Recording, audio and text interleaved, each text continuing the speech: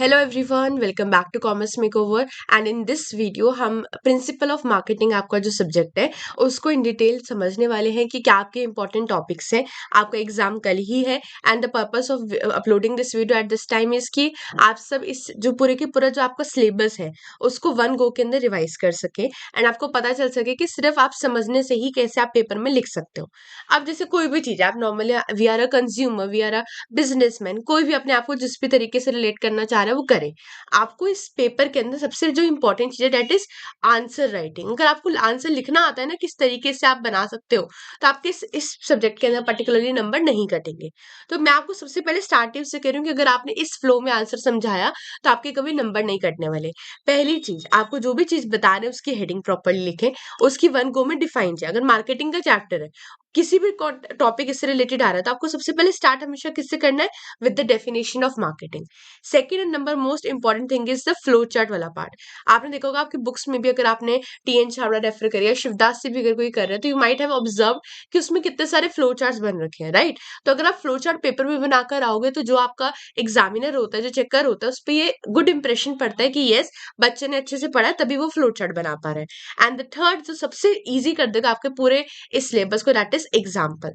अब इसमें कुछ भी नहीं करना कि भाई इसके लिए कोई एग्जाम्पल स्पेसिफिकली आपको लर्न करना पड़ेगा। कोई भी एग्जाम अगर आपने समझ लिया कंसेप्ट, देन आपको उससे रिलेटेड कोई भी एग्जाम्पल आप बना सकते हो। Why? Because this is something, ये सब्जेक्ट ऐसा है जो कि आप रिलेट कर सकते हो अपने साथ। आप कोई प्रोडक्ट खरीदते हो तो आप एज अ कंज्यूमर क्या क्या चीजें देखते हो, तो उसका एक एग्जाम्पल खुद से क्रिएट हो सकता है। तो ये चैप्टर, जो पूरा चैप्टर कह रही हूँ मैं, ये पूरा का पूरा सिलेबस ही उसी से रिलेटेड है कि प्रिंसिपल्स ऑफ मार्केटिंग क्या है। तो हम फटाफट स्टार्ट करते हैं। बिफोर स्टार्टिंग आपका सिलेबस, तो इसमें ज्यादा कोई डिफरेंस नहीं है। अगर आपका देखा जाए तो आपकी 5 यूनिट्स है, सारी की सारी यूनिट्स 18 मार्क्स की आती है। एंड कभी कभार कोई एक आधा यूनिट का ज्यादा क्वेश्चन आ गया तो आ गया, बट ओवरऑल जो आपका पैटर्न है वो यही रहता है, 18 मार्क्स ईच। एंड अगर क्वेश्चन का पैटर्न देखें तो 9 मार्क्स के क्वेश्चन आते हैं। अगर आप जैसे मैंने यहाँ पे क्वेश्चन वाइज भी आपके लिखे हैं, यहाँ पे यूनिट वाइज क्या क्या टाइप्स के क्वेश्चन आपसे पूछे जा चुके हैं यहाँ पर। ठीक है, तो दे आर वेरी इंपॉर्टेंट वाला कि कुछ कुछ स्पेसिफिक चीजें ही हैं कि अगर आपने कर ली तो आपका हो जाएगा। अब जैसे यूनिट 1 है, उससे आपके जैसे ए बी सी डी करके ना ऐसे 4 क्वेश्चन टाइप में आते हैं। ठीक है, इसमें लिखा ए क्वेश्चन, मतलब क्वेश्चन नंबर 1 है, उसका ए पार्ट बी पार्ट या तो ये करो या फिर सी पार्ट और डी पार्ट करना होता है। ठीक है, ये दोनों के दोनों किससे यूनिट से होते हैं, हमारे यूनिट नंबर 1 से। और टोटल कितना मार्क्स बन गए, 18 मार्क्स। ईच क्वेश्चन 9 मार्क्स का हमारा होता है। ठीक है, अब नेक्स्ट अगर हम आगे बढ़े इसके अंदर ही, तो हम देखेंगे जैसे आप यहाँ पे देखो, यूनिट नंबर 2 के अंदर भी सेम ऐसे ही कंसेप्ट चलता है, 3 में भी एंड 4 में भी। बट फिफ्थ में आपका क्या रहता है, वो आ जाते हैं आपके शॉर्ट नोट लिखने के लिए आते हैं। अब आपके शॉर्ट नोट्स आएंगे ही फिफ्थ यूनिट से, तो आपको फिफ्थ यूनिट्स को करने का सबसे आसान तरीका क्या है कि जितने भी जो टॉपिक्स है लिख रखे हैं ना, उन टॉपिक्स का मतलब कर लो, उन टॉपिक्स के फीचर या कैरेक्टरिस्टिक्स कर लो, बस वो कर लो और एक एग्जाम्पल सेट करो। बिकॉज आपका क्वेश्चन इसके अंदर कैसे आता है, आपका 6 मार्क्स का पर क्वेश्चन होता है कि आपको 5 क्वेश्चन दिए, 5 आपके पास है, उनमें से आपको कोई से भी 3 करने होते हैं। तो 3 करे 6 मार्क्स का है, तो आपका हो गया 18 मार्क्स का। ठीक है, तो ऐसे ये जो यूनिट नंबर 5 है, इसका कंपोजिशन इस स्टाइल में होता है। तो विदाउट वेस्टिंग टाइम हम फटाफट स्टार्ट कर देते हैं। तो सबसे पहला कंसेप्ट है हमारा मार्केटिंग का, कि पता तो चले कि मार्केटिंग है क्या। आपका जो सबसे इंपॉर्टेंट, हम कह लो ऑथर कह लो या राइटर कह लो, तो वो कौन है, हमारे फिलिप कोटलर।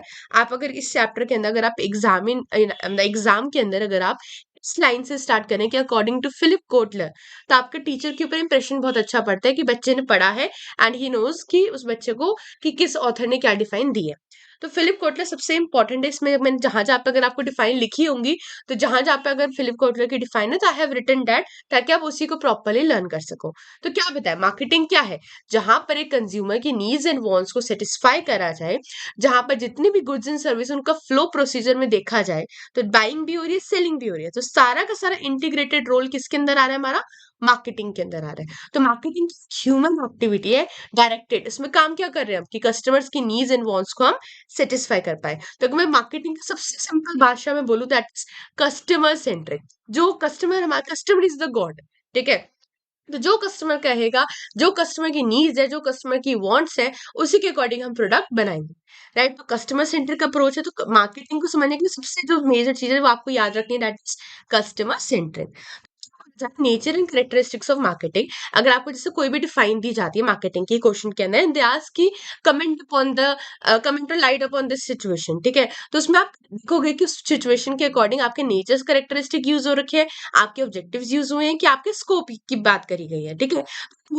एग्जाम्पल के थ्रू ही आपके लिख के मैं समझा रखे हैं, सिर्फ हेडिंग हेडिंग्स के थ्रू और की पॉइंट्स। तो पहले कस्टमर ओरिएंटेड मैंने बताया, काम ही क्या हो रहा है, कस्टमर के लिए मार्केटिंग कर रहे हैं हम, तो उनकी नीड्स को समझना, उनके अकॉर्डिंग प्रोडक्ट्स को डेवलप करना, उनको प्राइस देना, प्रमोट करना एंड डिस्ट्रीब्यूट करना। तो अगर देखा जाए क्या है हमारे 4 P's of marketing: product, price, place, promotion.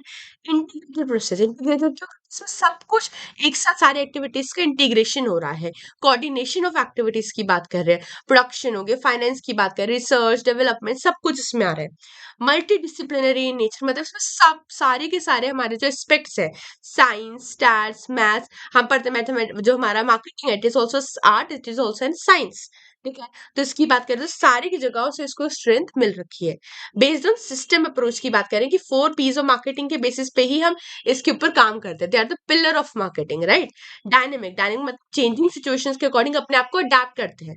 हमें पता है कि जो भी कोई नया कस्टमर आया, कोई नई मार्केटिंग स्ट्रेटेजी आ रही है, कुछ नया मटेरियल आ रहा है, प्रोडक्ट आ रहा है, तो उसके अकॉर्डिंग हम अपने कंपनी के अपने प्रोडक्ट्स को भी चेंज करेंगे, अपनी मार्केटिंग स्ट्रेटेजीज को भी चेंज करेंगे according to the growing customer demands. Mutually beneficial exchange की बात कर रहे हैं कि क्या बात हो रहा है यहाँ पर, बेनिफिशियल एक्सचेंज किसका है, हम कस्टमर्स की वांट को सेटिस्फाई कर रहे हैं, एंड इन रिटर्न हमें क्या मिल रहा है, हमारा जो मेन मोटिव है मार्केटिंग करने का, that is to make the company reach is goal higher and to earn the profit, वो सेटिस्फाई हो पा रहा है। लीगल प्रोसेस है, लीगल प्रोसेस क्योंकि ओनरशिप भी ट्रांसफर होती है इसके अंदर। इकोनॉमिक फंक्शन है कि प्रोड्यूसर्स हो गए, कंज्यूमर हो गए और अल्टीमेट कस्टमर्स हो गए, इनकी बात कर रहे हैं हम। इंटरेक्शन विद एक्सटर्नल इन्वायरमेंट, कि हमें पता चलता है कि बाहर हमारे इन्वायरमेंट में क्या क्या ऐसे फैक्टर्स है जो इफेक्ट कर रहे हैं। हमने माइक्रो इन्वायरमेंट, मैक्रो इन्वायरमेंट पढ़ रखा है in your like class 12th के अंदर आपने पढ़ रखा है, बीएसटी के अंदर, बिजनेस स्टडीज के अंदर। तो यहाँ पर ये सारे के सारे nature and characteristics of marketing बता रहे हैं कि उसकी खासियत क्या है, राइट। अब हम बात करें ना ऑब्जेक्टिव्स ऑफ मार्केटिंग की। सबसे पहला ऑब्जेक्टिव क्या बताया मैंने, कस्टमर की सेटिस्फैक्शन प्रोवाइड करना कस्टमर को, यानी कस्टमर्स की नीड्स एंड वांट्स को फुलफिल करना। डिमांड की बात करें, ऑब्जेक्टिव डिमांड इंक्रीज होगी कैसे। अब मैंने मार्केटिंग करी, मैंने मैंने देखा मार्केट मतलब मेरे पे कोई ऐड है, मैंने बोला कि अच्छा ये पेन तो बड़ा अच्छा चल रहा है, तो मैंने जाकर वो पेन खरीदा। अब मेरे को पता चल गया कि ये पेन बहुत अच्छा चल रहा है, तो क्या करूंगी मैं, अपने और दोस्तों को भी बोलूंगी कि भाई ये पेन बहुत अच्छा है, इसको तू खरीद, ठीक है। और मेरा भी नेक्स्ट मोटिव क्या रहेगा कि मैं भी दोबारा जाकर वही सेम चीज परचेज करूंगी। तो मार्केटिंग का ये बेनिफिट है कि एक प्रोडक्ट हो गया, मार्केटिंग के लिए जरूरी नहीं है कि you have to spend lakhs of money and then only आप मार्केटिंग एड्स वगैरह कर रहे हो, सब कुछ हो पाएगा। Word of mouth also matter, और इससे क्या हो रहा है, अल्टीमेटली इंक्रीज इन डिमांड हो पा रही। Provide better quality product to the customers, हमने बताया सारा मार्केटिंग का मेन ऑब्जेक्टिव क्या है कि जब तक अगर हम कस्टमर्स को खुश नहीं रखेंगे तो कुछ भी नहीं होगा। तो कस्टमर को कैसे खुश करा जा सकता है, क्वालिटी प्रोडक्ट्स देकर।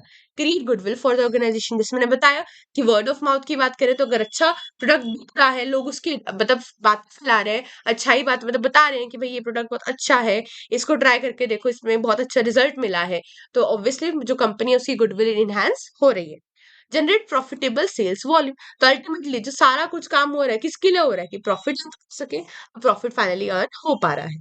स्कोप ऑफ मार्केटिंग की बात करें तो क्या क्या इसमें पढ़ रहे हैं, मार्केटिंग का स्कोप किस किस जगहों पर फैला हुआ है उसकी बात हो रही है। हमने बोला कस्टमर्स की वांट्स एंड नीड्स को हम पढ़ पा रहे हैं, कंज्यूमर बिहेवियर क्या है, टेंडेंसी क्या है लोगों की, कि वो किस टाइम पर किस प्रोडक्ट को खरीदना पसंद करते हैं, लोगों को किस प्रोडक्ट में कैसी चीजें पसंद है। अगर कोई ब्यूटी ब्रांड का प्रोडक्ट है तो कौन सा मेन कैटेगरीज ऑफ होंगे, टीनेज होंगे, यंग होंगे, यंगस्टर्स हैं कि ओल्ड एज लोग हैं, ठीक है। प्रोडक्शन प्लानिंग करना, डेवलपमेंट करने की बात करें, प्राइसिंग पॉलिसीज देखना कि ऐसी पॉलिसीज प्राइस को सेट करना कि आपके कंपेटिटर्स को भी आप बीट कर पाओ, और क्वालिटी सबसे अच्छी होनी चाहिए। डिस्ट्रीब्यूशन की बात करें, मैक्सिमम फुल क्या लिख रखा है for max distribution, max sale रखना पड़ेगा और प्राइस उसका कम करना पड़ेगा। अगर ज्यादा से ज्यादा प्रोडक्ट सेल करना है तो कस्टमर्स कब खरीदेंगे, जब उनको वही चीज अफोर्डेबल प्राइस में मिल रही होगी, राइट। नेक्स्ट क्या करें, प्रमोशन की बात करें, प्रमोशन आपने अपने 12th में भी पढ़ा, पर्सनल सेलिंग की बात कर रहे हैं, एडवर्टाइजिंग की बात कर रहे हैं, पब्लिक प्रमोशन की बात कर रहे हैं, पब्लिसिटी की बात कर रहे हैं, एंड लास्ट जो भी तक सबसे तीनों में कॉमन है दैट इज कस्टमर सेटिस्फैक्शन। तो कस्टमर सेटिस्फैक्शन ही मार्केटिंग का मेन एम या मेन एजेंडा है। अब एक आपसे इंपॉर्टेंट क्वेश्चन पूछा जाता है, मार्केटिंग एंड सेलिंग में क्या डिफरेंस है, या मार्केटिंग एंड सेलिंग कंसेप्ट में क्या डिफरेंस है। मार्केटिंग का तो हम कर लिया, अब यहाँ पे एक जो चीज मैंने अभी मीनिंग पे बाद में आती हूँ, पहले हम नीचे से स्टार्ट करते हैं। काम है, कस्टमर ओरिएंटेड है, हमारा जो भी काम हो रहा है किसके लिए हो रहा है, कस्टमर के लिए हो रहा है। सेलिंग में सेलर ओरिएंटेड है, यहाँ पे पुल स्ट्रेटेजी यूज हुई, यहाँ पे पुश स्ट्रेटेजी यूज हुई है। लॉन्ग टर्म के लिए मार्केटिंग कर रहे हैं, सेलिंग हमारे शॉर्ट टर्म ओरिजिन पे बेस्ड है। कस्टमर की नीड्स को प्रोडक्ट में कैसे ट्रांसफर करना है वो यहाँ पे देख रहे हैं, यहाँ पे प्रोडक्ट्स कैश पे कैसे लेने, यहाँ पे मेन मोटिव क्या है कि सिर्फ और सिर्फ पैसा कमाया जाए। ठीक है, टारगेट क्या, जनरल पब्लिक को टारगेट करा जा रहा है, यहाँ पे कुछ इंडिविजुअल्स को, कुछ छोटे ग्रुप्स को हम टारगेट करेंगे। स्कोप क्या है, ज्यादा वाइड रेंज स्कोप है, बिकॉज उसके अंदर रिसर्च, प्रोडक्ट प्लानिंग सब कुछ इन्वॉल्व है। वहीं पे सेलिंग के नैरो रेंज स्कोप है। अगर बात करी जाए तो ये हमारा पूरा मार्केटिंग है, तो उसके अंदर ये सेलिंग है, दिस इज आवर सेलिंग, ये पूरा का पूरा क्या है, मार्केटिंग है। ठीक है, मेन मोट सबसे ज्यादा इंपॉर्टेंट है जो याद होना चाहिए इसमें क्या, प्रॉफिट कमाना है, बट हमें इस वे में कमाना है कि जो कस्टमर है वो सेटिस्फाई हो रहा है, कस्टमर विलिंगली पे करने के लिए रेडी है। और वहीं पे सेलिंग में क्या है, सेल्स मैक्सिमाइज होनी चाहिए, जिस भी तरीके से हो रही है उनको करा जाए, राइट। अब नेक्स्ट बताया जा रहा है वो इंपॉर्टेंट है आपका, मार्केटिंग कंसेप्ट एंड फिलोसफीज की बात करें तो फिलोसफीज के अंदर हमारी 5-6 मतलब है फिलोसफीज, और इसमें से कुछ तो बहुत इंपॉर्टेंट है। ठीक है, सबसे पहला क्या हमारा प्रोडक्शन कंसेप्ट की बात करें, कस्टमर्स क्या प्रेफर करता है कि जो उसको जो भी खरीदना है सामान, उसकी काफी वाइड अवेलेबिलिटी ऑफ रेंज हमारे पास होनी चाहिए।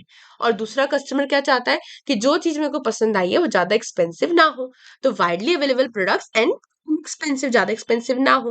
तो मेन जो लाइन लिखी थी प्रोडक्शन कंसेप्ट में क्या है, mass production and distribution are the essence of production concept.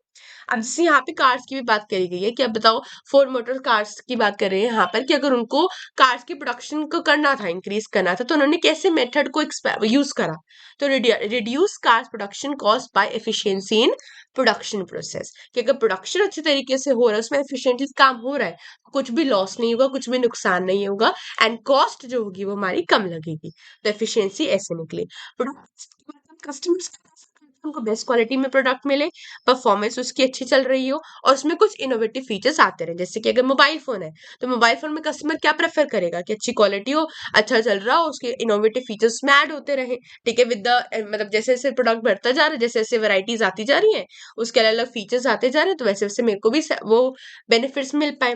Managers क्या चाह रहा है कि सुपीरियर प्रोडक्ट्स वो बिल्ड करे, जिसको वो ओवर द टाइम वो इम्प्रूव कर पा रहा है। ठीक है, उसमें कुछ ना कुछ चेंजेस आएंगे, वो सेम ही प्रोडक्ट को सेल करता रहेगा और उसमें कुछ चेंजेस नहीं करेगा, कुछ इंप्रूवमेंट नहीं करेगा according to the customer feedback, तो कुछ भी नहीं हो सकता। बायर्स की बात करें तो बायर्स क्या चाहते हैं कि जो भी हम चीज कर रहे हैं, अगर हमें पसंद आई है तो हम क्या देंगे, उसका फीडबैक देंगे, तो apprise the quality and performance, तो बायर्स ये काम करेगा। तो एग्जाम्पल में ऑटोमोबाइल कंपनीज होगी, मारुति, हुंडा, टाटा मोटर्स, उसकी हम बात कर रहे हैं। ठीक है, अब सेलिंग कंसेप्ट की बात करें, सेलिंग में मैंने क्या बताया कि मेन मोटिव है हमें प्रॉफिट कमाना है, हमें क्या करना है, सेल्स करनी है। तो product sales efforts and promotion को मिलाकर हमें क्या मिलेगी, सेल्स मिलेंगी और हमें प्रॉफिट होगा। तो सबसे मेन जो चीज आपको सेलिंग कंसेप्ट में याद रखनी है, दैट इज एग्रेसिव सेलिंग। तो ऑर्गेनाइजेशन का काम क्या है कि हमें एग्रेसिव सेलिंग करनी है, कुछ ऐसे प्रमोशन एफर्ट्स को हमें यूज करना है जिससे ज्यादा से ज्यादा हमारी सेल हो सके।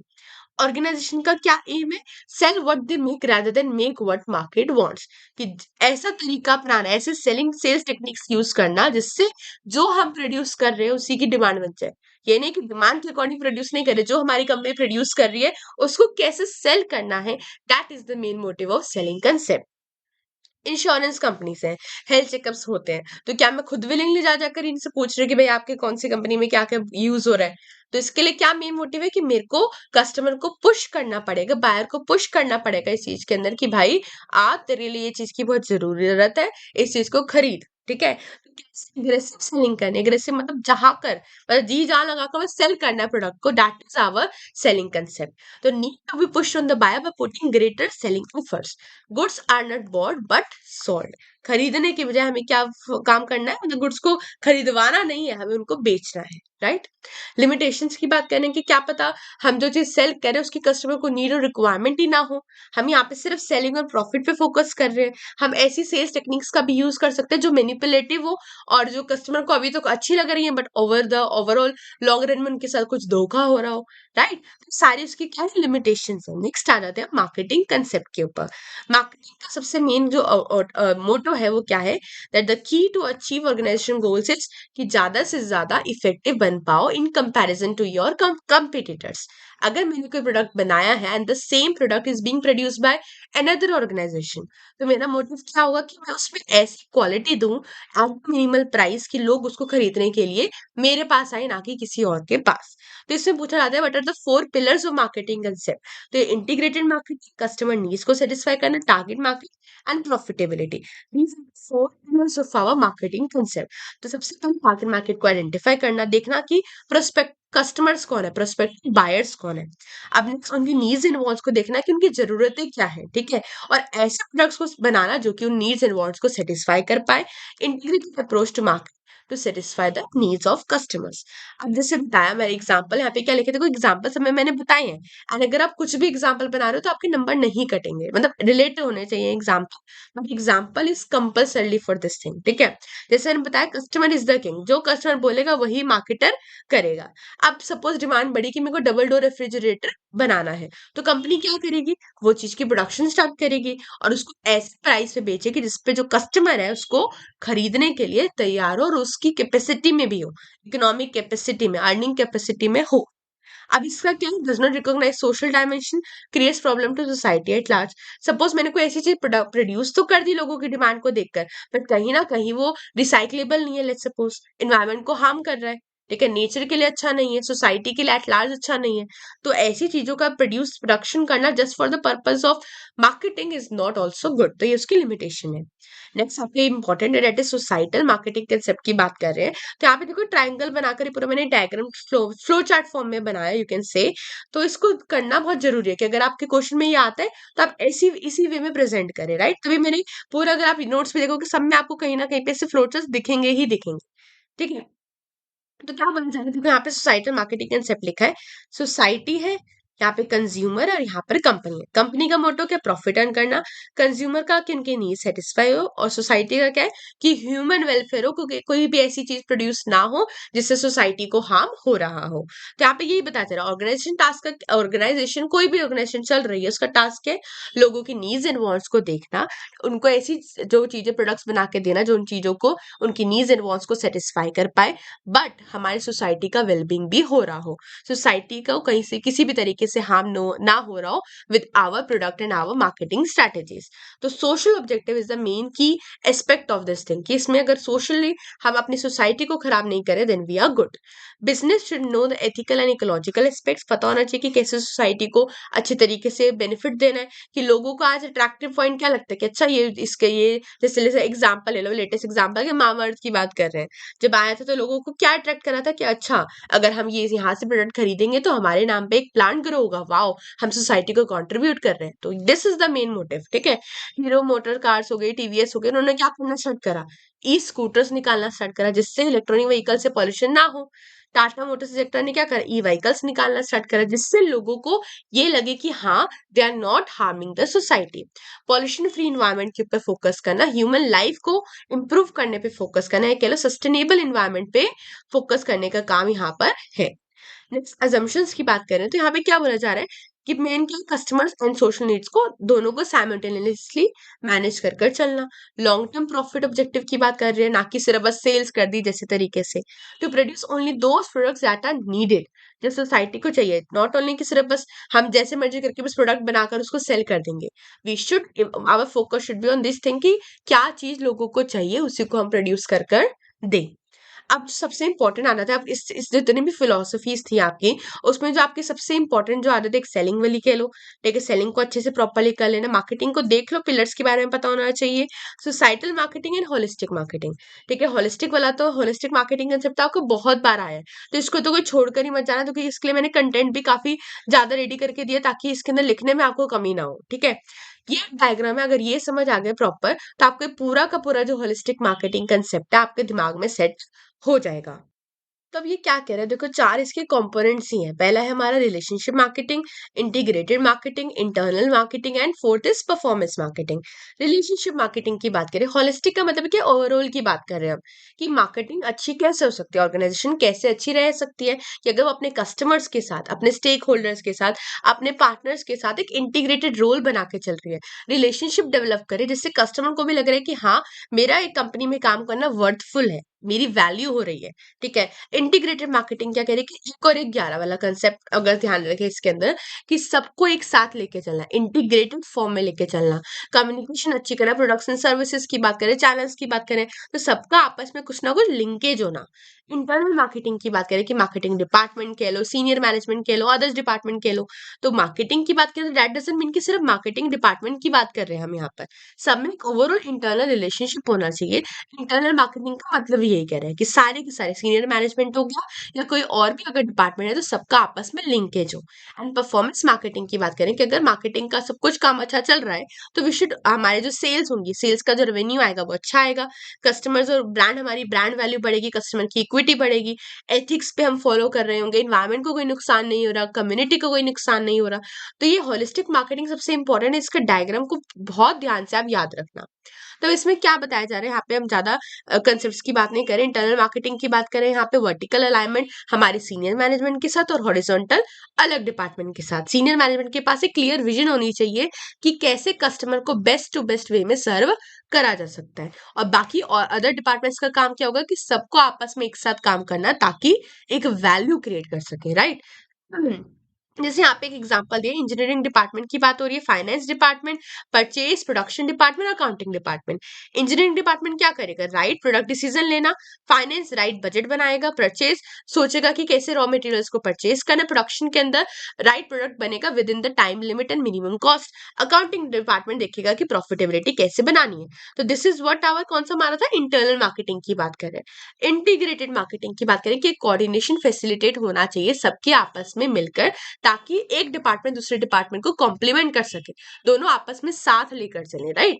रिलेशनशिप मार्केटिंग की बात करें कि नेटवर्क ऑफ चेन चला जा रहा है, तो उस नेटवर्क ऑफ चेन में सब में आपस में 2 वे रिलेशनशिप होना चाहिए। ठीक है, डीप रिलेशन होगा तो पीपल एंड ऑर्गेनाइजेशन डायरेक्टली और इनडायरेक्टली फर्म को अफेक्ट करेगा, राइट। अब परफॉर्मेंस मार्केटिंग की बात करें, अगर 3 P's की बात करें, पीपल, प्लैनेट और प्रॉफिट, लोगों के हित में काम हो, कस्टमर सेंट्रिक होना चाहिए, प्लैनेट को कोई नुकसान नहीं हो, और इन रिटर्न हमें क्या मिल रहा हो, प्रॉफिट मिल रहा हो। ठीक है, इंपॉर्टेंस ऑफ मार्केटिंग की बात करें तो एक place, creation of place, time and position utility हो रही है, एम्प्लॉयमेंट जनरेट हो रही है, इकोनॉमिक डेवलपमेंट हो रहा है, and beating heart of a business organisation की ऑर्गेनाइजेशन चल ही नहीं सकता अगर मार्केटिंग नहीं हो पा रही है उसकी। And it can be financial terms and non financial term as well, word of mouth also includes in this. ठीक है, मॉडर्न मार्केटिंग कंसेप्ट की बात करें तो इसके सीधे इवोल्यूशन पे आ जाते हैं हम यहाँ पर। एक कि हमारा production oriented, sales oriented and marketing oriented. तो बताया जाए 1930s में क्या था, 1950s में क्या था, एंड टिल डेट क्या बात चल रही है।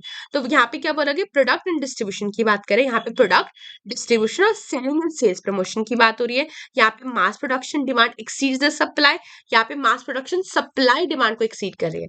यहाँ डिमांड सप्लाई को और यहाँ सप्लाई डिमांड को, यहाँ पे कस्टमाइज प्रोडक्ट बनाने के भी अब फैसिलिटी आ चुकी है कि आप जैसा बोलोगे आपको वैसे प्रोडक्ट मिलेगा।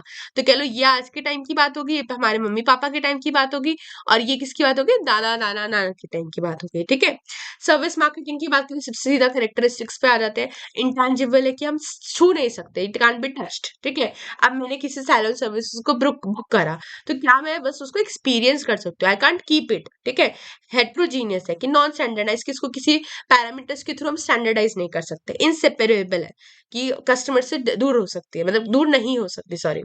पेरिशेबल, कि अब उसको वापस नहीं, रिटर्न नहीं करा जा सकता, सोल्ड नहीं करा जा सकता या स्टोर नहीं करा जा सकता, कि जैसे कोई सर्विस मैंने ली है। ठीक है, अब जैसे कि मैंने जैसे सैलून सर्विस का सबसे बेस्ट एग्जांपल ही यही है इसके अंदर। ठीक है, कि मैंने कोई सैलून सर्विस ले ली तब मैं उसको सिर्फ एक्सपीरियंस कर सकती हूँ। ठीक है, उसको संभाल कर रख नहीं सकती हूँ। ठीक है, उसकी मैं वैल्यू ऐड कर सकती हूँ। तो यहाँ पे लिखेगा all economic activities whose output is not physical product consumed at the time it is produce, जिस टाइम पे बना उसी टाइम पे कंज्यूम हो गया, जिस टाइम पे सैलून सर्विसेज हमने बुक करे तो उसी टाइम पे जब हम कंज्यूम कर रहे हैं, वी आर एक्सपीरियंसिंग इट। ठीक है, एडेड वैल्यू, और सबसे मेन इंपॉर्टेंट क्या, इंटेंजिबल है। ठीक है, मतलब प्रोडक्ट को हम टच नहीं कर रहे हैं, in short. Service marketing triangle की बात करें, इंपॉर्टेंट है। मैनेजमेंट है, इंप्लॉयज है, कस्टमर्स है। यहाँ पे इंटरेक्टिव मार्केटिंग आ रही है, इंटरनल मार्केटिंग आ रही है, और यहाँ पे एक्सटर्नल मार्केटिंग आ रही है। मार्केटिंग क्या, इनेबलिंग प्रोमिसेस, सोचना क्या क्या प्रोमिसेस है। एक्सटर्नल, सेट करना उन प्रोमिसेस को, और इंटरेक्टिव उन प्रोमिसेस को निभाना कह लो। ठीक है, तो इंटरेक्टिव मार्केटिंग क्या करे, keeping the promises made by organisation to customers, जो हमने वादा करा उसको हम उस पर डटे रहे कह लो। Employees and customer meet face to face service, major factor इसके अंदर यही है इस यहाँ पर। इंटरनल मार्केटिंग की बात कर रहे हैं तो service marketer enable service marketers to deliver promises to customers. Both customer and employees need to understand the promises made. अगर मैंने किसी से कोई भी चीज प्रोडक्ट खरीद रही हूँ दैट इट्स माई ड्यूटी कि मैं उनको रिटर्न क्या दूं, उसकी पेमेंट दूं, ठीक है, वैल्यूएबल गुडविल दूं, फीडबैक दूं उनको, ठीक है। एक्सटेंडेड मार्केटिंग की बात करें इसमें हम एक्सटेंडेड मतलब मार्केटिंग कैसे, हमने अभी तक पढ़ा 4 P's ऑफ मार्केटिंग ही पढ़े, product, price, place, promotion. But in your college life के लिए बीकॉम के अंदर आप क्या पढ़े, 7 P's ऑफ मार्केटिंग होते हैं। उसमें पीपल की बात भी हो रही है, प्रोसेस की भी और फिजिकल एविडेंस की भी बात हो रही है। सैलून सर्विस है तो उसमें फिजिकल एविडेंस क्या है, जो पर्सन जो उसको सर्विसेज प्रोवाइड कर रहा है। मार्केट को यहाँ पे मैंने सारे के सारे जो हमारे कंसेप्ट आए 7 P's तो उन्हीं को एक्सप्लेन कर रखा है, तो ये आप ऑलरेडी अपने 12th क्लास में पढ़ रखे हैं। इसको जस्ट ये मैंने वर्ड्स बनाए हैं, यहाँ पे वर्ड्स लिखेंगे क्या क्या आपको पता होना चाहिए इनके बारे में, तो आप इसको वन गो के अंदर रीड करेंगे तो आपको ये समझ आ जाएगा। नेक्स्ट पे बढ़ते हैं मार्केटिंग इन्वायरमेंट की बात करते हैं। This also you have studied in your 12th class कि माइक्रो इन्वायरमेंट क्या होता है हमारा, मैक्रो इन्वायरमेंट क्या होता है, ठीक है। इंटरनल एक्सटर्नल की बात कर रहे हैं तो मार्केटिंग इन्वायरमेंट क्या है, जो एक्सटर्नल फोर्सेस से अट्रैक्ट हो रहा है, अफेक्ट हो रहा है, ठीक है। तो कुछ होते हैं हमारे कंट्रोलेबल फैक्टर जिनके जो आते हैं इंटरनल में, जैसे कि हमारे टॉप मैनेजमेंट हो गया, कंपनी का फाइनेंस हो गया, प्रोडक्शन हो गया, प्रोक्योरमेंट हो गया, एचआर हो गया। अब अनकंट्रोलेबल फैक्टर जो कि हमारे कंट्रोल के बाहर है that is external, micro and macro. Macro में demographic, economic, natural, physical, technological, political, legal, socio culture की बात करें। माइक्रो में हमारे जो इंटरमीडिएटरीज हो गए, कंपिटिटर्स हो गए, पब्लिक हो गए, कस्टमर्स, कंपनी, सप्लायर्स, उनकी बात कर रहे हैं। माइक्रो इन्वायरमेंट की बात करें, सप्लायर्स की बात करें, सप्लायर सबसे इंपॉर्टेंट काम है यहाँ पर। सप्लायर जो चॉइस ऑफ सप्लायर रखना बहुत जरूरी है कि मैंने सोच तो लिया कि मैं ये प्रोडक्ट खरीदूंगी, बट कहाँ से खरीदूंगी, that is the main thing. Market intermediates की बात करें कि मैं डिस्ट्रीब्यूशन चैनल कौन सा यूज करूंगी, होलसेलर से, रिटेलर से, कि कहाँ से, ठीक है। तो अब इसके अंदर कंपटीशन भी डेवलप होगा कि जिस जो ज्यादा अच्छी सर्विसेज प्रोवाइड कर पा रहा होगा तो मैं उनकी तरफ ज्यादा जाऊंगी। कस्टमर्स की बात करें, कस्टमर्स भी बहुत सारे हो सकते हैं हमारे, मतलब 5 टाइप्स ऑफ कस्टमर मार्केट की बात करी जा रही है। इंटरनेशनल मार्केटिंग से खरीदना है, गवर्नमेंट एंड एनपीओ की बात करें, reseller market, industrial market, consumer market. ये कंसेप्ट है, इसमें आपको मेन जो पता होना चाहिए कि मैक्रो इन्वायरमेंट हो गया, माइक्रो इन्वायरमेंट हो गया, उनके कंपोनेंट्स क्या क्या है और आपको उसके अंदर बताना क्या है। तो सप्लायर सबसे मेन इम्पैक्ट करे, मार्केट इंटरमीडिएटरीज हो गई, कस्टमर्स हो गया। नेक्स्ट पब्लिक की बात करें, ऐसा ग्रुप जिनका पोटेंशियल इंटरेस्ट है इन आवर कंपनी, कि वो उनको चाहिए ये सब चीजें तो वो हमारी कंपनी में आ रहे हैं एज अ पब्लिक, वो प्रोडक्ट को यूज कर रहे हैं और उसका फीडबैक दे रहे हैं। तो फाइनेंशियल पब्लिक होगी, media, government, citizen, local public, internal public, general public. उसकी टाइप्स की बात करेंगे, that is not very important तो यू कैन स्किप। अब जो सबसे इंपॉर्टेंट आता है that is our macro environment. इसके लर्न करने के लिए आपका क्या है, पेस्टल है, ठीक है। पी से हमारा पॉलिटिकल फैक्टर्स, कैसे लॉज एंड रेगुलेशन की बात हो रही है, गवर्नमेंट कैसे वर्क कर रही है, उस फैक्टर पर हमारा मार्केटिंग का एनवायरमेंट सेट है। गवर्नमेंट ने कोई नया लॉ निकाला, ठीक है, तो उसके अकॉर्डिंग मेरे को अपनी मार्केटिंग स्ट्रेटेजीज को भी चेंज करना होगा। इकोनॉमिक फैक्टर की बात करें दैट इज कोई इन्फ्लेशन हो गया, प्राइस सीधा बहुत ज्यादा हाई चला गया, तो उस टाइम पे कैसे होगा काम, लोग कितना खरीद पाएंगे वो सोचना। सोशल एंड डेमोग्राफिक फैक्टर्स की बात कर रहे हैं, अब जैसे with the change in time लोगों की प्रेफरेंसेस भी बदलती रहती है, उसकी बात कर रहे हैं यहाँ पे। टेक्नोलॉजिकल एडवांसमेंट की बात करें कि जैसे जैसे टेक्नोलॉजी एडवांस हो रही है, नए नए प्रोडक्ट्स लाना, न्यू मार्केट अपॉर्चुनिटीज को देखना। लीगल एंड रेगुलेटरी फैक्टर्स की बात कर रहे हैं कि ये चीज ध्यान रख के चलना कि अगर किसी के अगेंस्ट, जैसे अगर smoking is injurious to health ये लिखा जाता है तो ये क्या लीगल एंड रेगुलेटरी फैक्टर है कि अब मैं प्रोड्यूस तो कर रही हूँ बट ये स्टैट्यूटरी वार्निंग दे रखी है बाय द लॉ, हमारे लॉ में स्टेटेड है कि this is injurious to health, ठीक है, तो वार्निंग देना। इन्वायरमेंट फैक्टर्स की बात कर रहे हैं, ठीक है। Need and significance, no need, ज्यादा इतना दिक्कत की बात नहीं है कि सबसे पहला काम अपने अपॉर्चुनिटीज को देखना, क्या क्या आपके पास अवेलेबल है और उस अपॉर्चुनिटीज को कैसे आपने सबसे पहले एक्वायर करना है, that is the main thing. Threats को आइडेंटिफाई करना है, तो केवल स्वॉट एनालिसिस की बात कर रहे हैं। स्ट्रेंथ, वीकनेसेस, अपॉर्चुनिटीज और थ्रेट, इन सबको आइडेंटिफाई करने का काम सबसे मेन काम है हमारा, ठीक है। यहाँ पे सारे में यही लिख रखा है, यहाँ पे लॉन्ग टर्म मार्केटिंग स्ट्रेटेजी के ऊपर फोकस करना, ऐसे रिसोर्सेज का यूज करना कि उनका कोई नुकसान ना हो रहा हो, सस्टेनेबली यूज करना, डिसीजन मेकिंग में हेल्प मिलती है, हमारी इमेज भी बिल्ड होती है और लर्निंग प्रोसेस हमारा होता है। लास्ट टॉपिक आपका क्या है, that is our environmental scanning की बात कर रहे हैं। नाम में क्या है, इन्वायरमेंटल, तो उसी से रिलेटेड हमने यहाँ पर काम करना है।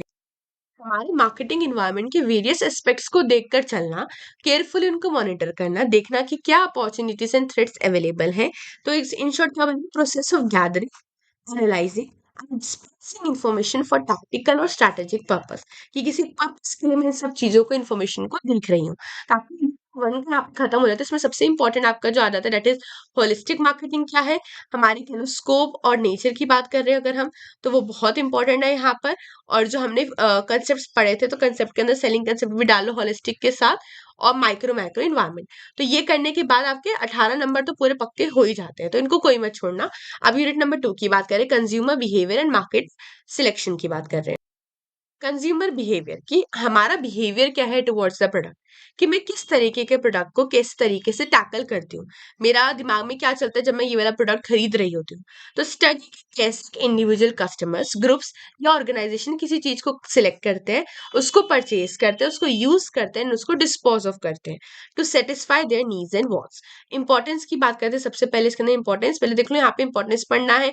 सबसे इंपॉर्टेंट जो है कस्टमर कंज्यूमर बिहेवियर में, कि या तो आपसे फैक्टर्स पूछे जाएंगे, क्योंकि ये सारे के सारे फैक्टर्स यहाँ पर दे रखे हैं, या फिर आपसे डायरेक्टली क्या पूछा जाता है कि ऐसे क्या क्या, देखो यहाँ पे सीधा मैं दिखाई देती हूँ कि कंज्यूमर बाइंग बिहेवियर का स्टेप्स क्या है, प्रोसेस क्या है। तो इससे ये दो ही क्वेश्चन बनते हैं हमारा, ये जो अगर और से ऊपर वाला देखा जाए तो वेरी वेरी इंपॉर्टेंट काम है, तो इसको जरूर देखना। मार्केट सिलेक्शन के अंदर पोजिशनिंग वाला पार्ट है, दैट इज वेरी इंपॉर्टेंट। तो वन को भी मैं सिर्फ इंपॉर्टेंट टॉपिक्स पे हम सीधा पढ़ते हैं, बिकॉज हमें यहाँ पे कंसेप्ट हमारा मेन फोकस ही यही रहना चाहिए। तो चार तरीके के फैक्टर्स जो इफेक्ट करें, cultural factors, social factors, personal factors और साइकोलॉजिकल फैक्टर्स। एक एक करके पढ़ते हैं हमारे, क्योंकि देखो अगर ये क्वेश्चन आएगा तो 9 नंबर में भी आ सकता है सीधा, या 18 नंबर में आएगा, राइट। तो अच्छे से पता होना चाहिए कि एक एक पॉइंट को डिटेल में आप करके दिखा लिख कर आ पा रहे हो। कल्चरल फैक्टर, देखो 9 नंबर का है ना, तो 9 नंबर में मिनिमम टू मिनिमम 3 पेज तो भर ही देना। कल्चरल फैक्टर्स में 3 है, कल्चर है हमारा, सब कल्चर और हमारा सोशल क्लास की बात कर रहे हैं। कल्चर की बात कर रहे हैं कि fundamental determinant of a person's want and behaviour, कि किस तरीके से जो कस्टमर है वो वैल्यू करता है कल्चर को। Aggregate of customs beliefs values that society passes to future generation, कि कल्चर क्या है कि with the generation to generation culture क्या होता है, पास ऑन होता रहता है। सब कल्चर की बात करें कि कल्चर का है, कल्चर के अंदर ही बहुत सारे सब कल्चर्स आ जाते हैं, जैसे रिलीजियस फैक्टर्स हो सकते हैं, कुछ ज्योग्राफिकल फैक्टर्स हो सकते हैं, सोशल फैक्टर्स हो सकते हैं। सोशल क्लास की बात करें, क्लासेस के बेसिस पे डिवीजन हो रखा है, upper class, lower class, middle class, ठीक है। तो सोशल रैंकिंग्स की बात कर रहे हैं। सोशल फैक्टर्स तो बहुत ही इजी है, रेफरेंस ग्रुप्स की बात करें, देख लो यहाँ पर मेंबरशिप ग्रुप्स हो गए, इंस्पिरेशन ग्रुप्स आ गए और ओपिनियन लीडर्स आ गए। तो इनको सबसे जल्दी से समझ लेते, मेंबरशिप ग्रुप्स क्या है, जो नॉर्मल जिस ग्रुप में हम लोग बिलोंग करते हैं। रेजिडेंशियल वेलफेयर एसोसिएशन की बात कर रहे हैं, फ्रेंड्स की बात कर रहे हैं, ट्रेड यूनियंस की बात कर रहे हैं, एस्पिरेशनल ग्रुप्स की बात कर रहे हैं, ऐसे ग्रुप जिसमें हम एस्पायर करते हैं कि हमें उस ग्रुप में जाना है। जैसे कि अगर किसी को सिर्फ एक ग्रुप में जाने का पर्पस का इमेज बनाने का, कि यदि मेरे पास बीएमडब्ल्यू कार होनी चाहिए तो ही मैं इस ग्रुप को ज्वाइन कर सकता हूँ। एंड एक इंपॉर्टेंट कंसेप्ट आ रहा था डिसोसिएटिव ग्रुप, मतलब जिसको पर्सन ज्वाइन करना नहीं चाहता। जैसे कोई एक पर्सन ग्रुप है जिसमें लोग स्मोकिंग करते हैं, तो person doesn't want to go into that group, right. Opinion leader की बात कर रहे हैं यहाँ पे, कि person who offers informal advice और information about a particular product और अ ब्रांड। फैमिली, ऑब्वियसली दो टाइप्स की फैमिली बताई जा रही है, orientation and family of procreation. Procreation मतलब आपके कह लो स्पाउस एंड चिल्ड्रन की बात हो रही है, कि देखो आगे की फ्यूचर फैमिली और ये आपकी करंट फैमिली बात हो रही है, पेरेंट्स एंड सिबलिंग्स की, ठीक है। रोल्स एंड स्टेटस की बात करें, दिस ऑल्सो डिपेंड्स कि आपका मार्केटिंग स्ट्रैटेजी कैसी होगी, कंज्यूमर बिहेवियर कैसे आप आइडेंटिफाई कर सकते हो, depending upon the roles and status of the person. Role consist of these activities a person is expected to perform and each role carries a status, कि क्या एक इंसान से, एज अ फादर है, फादर की क्या क्या रिस्पॉन्सिबिलिटी है, ठीक है। तो that depends upon the situation to situation. एक फादर, एक मैन एक फादर भी हो सकता है, और एक मैन एक बिजनेसमैन भी है, ठीक है। तो 2 या 3 जगहों पे कस्टमर का बिहेवियर कैसे चेंज होता है वो भी यहाँ पर देखना है। पर्सनल फैक्टर्स की बात करें, age and life cycle stage हो सकता है। चिल्ड्रन, जब बच्चा है तो बच्चे को बेबी फूड, टॉयज, गेम्स, इन सब चीजों की नीड होगी। यंग एडल्ट्स को क्या चीज होगा, ट्रेंडी क्लोथ्स आए, फैशनेबल चीजें, ट्रेंडिंग ट्रांसपोर्टेशन फैसिलिटीज मिल पाए, अपना खुद का सब कुछ हो। कंज्यूमर बिहेवियर में क्या है, इन सब चीजों से इफेक्ट होता है, कि किस प्रोसीजर पे, किस फैमिली लाइफ साइकिल पे आपकी डिमांड और नीड्स क्या है। ऑक्यूपेशन पे डिपेंड करता है, अगर आप कोई बहुत ही कह लो लेबर वर्क कर रहे हो, तो आपको जो खाने की चीजें होंगी वो ज्यादा चाहिए होंगी, आपका कंजप्शन पैटर्न डिफरेंट होगा। वहीं पे आपकी जॉब है, आप सिटिंग मतलब बैठकर सारा काम कर रहे हो, तो वहां पे आपका जो एनर्जी प्रोसीजर मतलब एनर्जी ज्यादा आपकी डिटेन नहीं होंगी। इकोनॉमिक कंडीशन पे डिपेंड करता है कि इनकम कितनी है इंसान की, कितना सेव कर पा रहा है इंसान, बोरिंग पावर क्या है, उस पर डिपेंड करेगा कि कस्टमर हमारा प्रोडक्ट खरीदने की कैपेसिटी में भी है कि नहीं है। लाइफस्टाइल डिपेंड करता है कि क्या काम कर रहा है, कैसी एक्टिविटीज में इन्वॉल्व है, इंटरेस्ट क्या है उसका, ओपिनियंस क्या है, डेमोग्राफिक डेमोग्राफिक में हमेशा एज, जेंडर, रिलीजन, इन सब की बात हो रही है, ठीक है, साइज बात हो गई। पर्सनैलिटी ऑल्सो डिपेंड्स ना कि वो क्या खरीदेगा। उसको अपने जैसे कह लो अपर क्लास लोअर क्लास की बात करी जा रही है, तो अगर अपर क्लास का इंसान है तो व्हाट विल ही प्रेफर कि चलो मैं ब्रांडेड ये सब चीजें लूँ, सब कुछ ऐसा लूँ। उसकी पर्सनैलिटी उसको दिखा रही है, ये शोकेस कर रही है कि देखो भाई ऐसा प्रोडक्ट खरीदना है, ठीक है। साइकोलॉजिकल फैक्टर्स तो आप ऑलरेडी पढ़कर आ चुके हैं, मैस्लोज नीड हायरार्की थ्योरी, कि साइकोलॉजिकल नीड्स होती है बेसिक नीड्स, रोटी कपड़ा मकान, food clothing shelter. Safety needs क्या होते हैं कि डेंजर के टाइम पे, थ्रेट्स के टाइम पे कैसे हमें अपने आप को सिक्योर करना है। एफिलिएशनिंग या कह लो आपके जो कलीग्स के साथ आपका रिलेशन है, family relation, cordial relation. Esteem needs जैसे कि सेल्फ कॉन्फिडेंस, सेल्फ स्टीम की बात करें, और सेल्फ एक्चुअलाइजेशन नीड, सारे का सारा कॉन्स्टिट्यूट क्या करता है, Maslow's need hierarchy theory of management कह लो या मार्केटिंग कह लो। परसेप्शन की बात करी जा रही है कि एक माइंड में परसेप्शन होता है जिसके बेसिस पे हम कंज्यूमर जो है अपने प्रोडक्ट को चूज करता है। लर्निंग बात हो रही है, बिलीव्स एंड एटीट्यूड्स की बात करिए। एटीट्यूड क्या है, प्री डिस्पोज्ड बिहेवियर, किस एटीट्यूड में इंसान वो चीज को खरीदना चाह रहा है। उसके बिलीव्स क्या है, उसके थॉट्स क्या है बिफोर परचेजिंग द प्रोडक्ट, ठीक है। लेवल ऑफ इन्वॉल्वमेंट की बात कर रहे हैं, हाई इन्वॉल्वमेंट भी हो सकते हैं, लो इन्वॉल्वमेंट भी हो सकते हैं। इसको भी हम आगे भी पढ़ने वाले हैं, मैंने डायग्राम बनाया है तो उसमें अच्छे से इसको पढ़ते हैं, ठीक है। तो इट इज वेरी इंपॉर्टेंट, सबसे इंपॉर्टेंट पहला आंसर जो है आपका यही है। नेक्स्ट हम कंज्यूमर बाइंग बिहेवियर की बात कर रहे हैं। Consumer decision making process and the people involve in buying and using various products. मैं सब प्रोडक्ट्स खरीद रही हूँ, तो उसको खरीदने से पहले मैं क्या क्या काम करूंगी। मेरे को पता है कि चलो भाई मेरे को आज सपोज एक बैग खरीदना है, तो मैंने बोला कि मेरे को एक बैग की नीड है। सबसे पहले मैं क्या देखूंगी, नीड देखूंगी, सर्च करूंगी कि भाई किस किस कंपनी के कितने कितने ब्रांड्स, उनका क्या क्या प्राइजेस अवेलेबल है। इंफॉर्मेशन सर्च करूंगी किस तरीके का जो मटेरियल है मेरे को चाहिए। Evaluation of alternatives, evaluation of alternative में देखूंगी क्या क्या मेरे पास ऑल्टरनेटिव अवेलेबल है। मैंने 3 ब्रांड्स का चूज कर लिया, अब मैं देखूंगी कि इस ब्रांड का मेरे पे 3 अवेलेबल है, और इसके अंदर इसका ये प्राइस है, इसका ये प्राइस है, इसका ये प्राइस है। इसकी लेट्स सपोज डिलीवरी इस डेट को मिल जाएगी, इसमें कलर अवेलेबिलिटी ज्यादा है, इसमें नहीं है। तो ये सारे ऑल्टरनेटिव्स को इवैल्यूएट करूंगी मैं, और नेक्स्ट परचेज डिसीजन पे पहुंचूंगी मैं, ठीक है। कि अब मैं देखूंगी कि मेरे को परचेज करना है कि नहीं करना। एंड पोस्ट परचेज बिहेवियर, कि कैंसिल भी हो सकता है, क्या पता मेरे चॉइस ही बदल जाए कि नहीं नहीं मेरे को नहीं लेना, तो उसकी बात हो रही है। तो पहला काम नीड और प्रॉब्लम रिकॉग्निशन की बात कर रहे हैं। इंटरनल स्टिमुली भी हो सकता है, एक्सटर्नल स्टिमुली भी, जैसे हंगर, थर्स्ट, इन सब चीजों की वजह से मेरे को खरीदना पड़ रहा है। इस तरह किसी ने मेरे को बता दिया, वर्ड ऑफ माउथ की बात कर रहे हैं, तो मेरे को लगा कि हाँ मेरे को भी ये चीज खरीद कर ट्राई करके देखनी चाहिए। इन्फॉर्मेशन सर्च की बात करी जा रही है कि मैंने देख लिया, अपनी नीड को आइडेंटिफाई करने के बाद मैं देखूंगी कि क्या क्या ऑप्शंस मेरे पास अवेलेबल है। अब दिया लिखा है हाइटेंड अटेंशन क्या होता है, when a person becomes more receptive about a particular info, कि मतलब चाहिए कि चाहिए मेरे को ये चीज चाहिए, तो मैं उसके बारे में सबको जी जान लगाकर सर्च कर रहा हूँ, ठीक है। तो मैं उस टाइम पर विलिंगली एक्टिव हूँ उस चीज को खरीदने के लिए।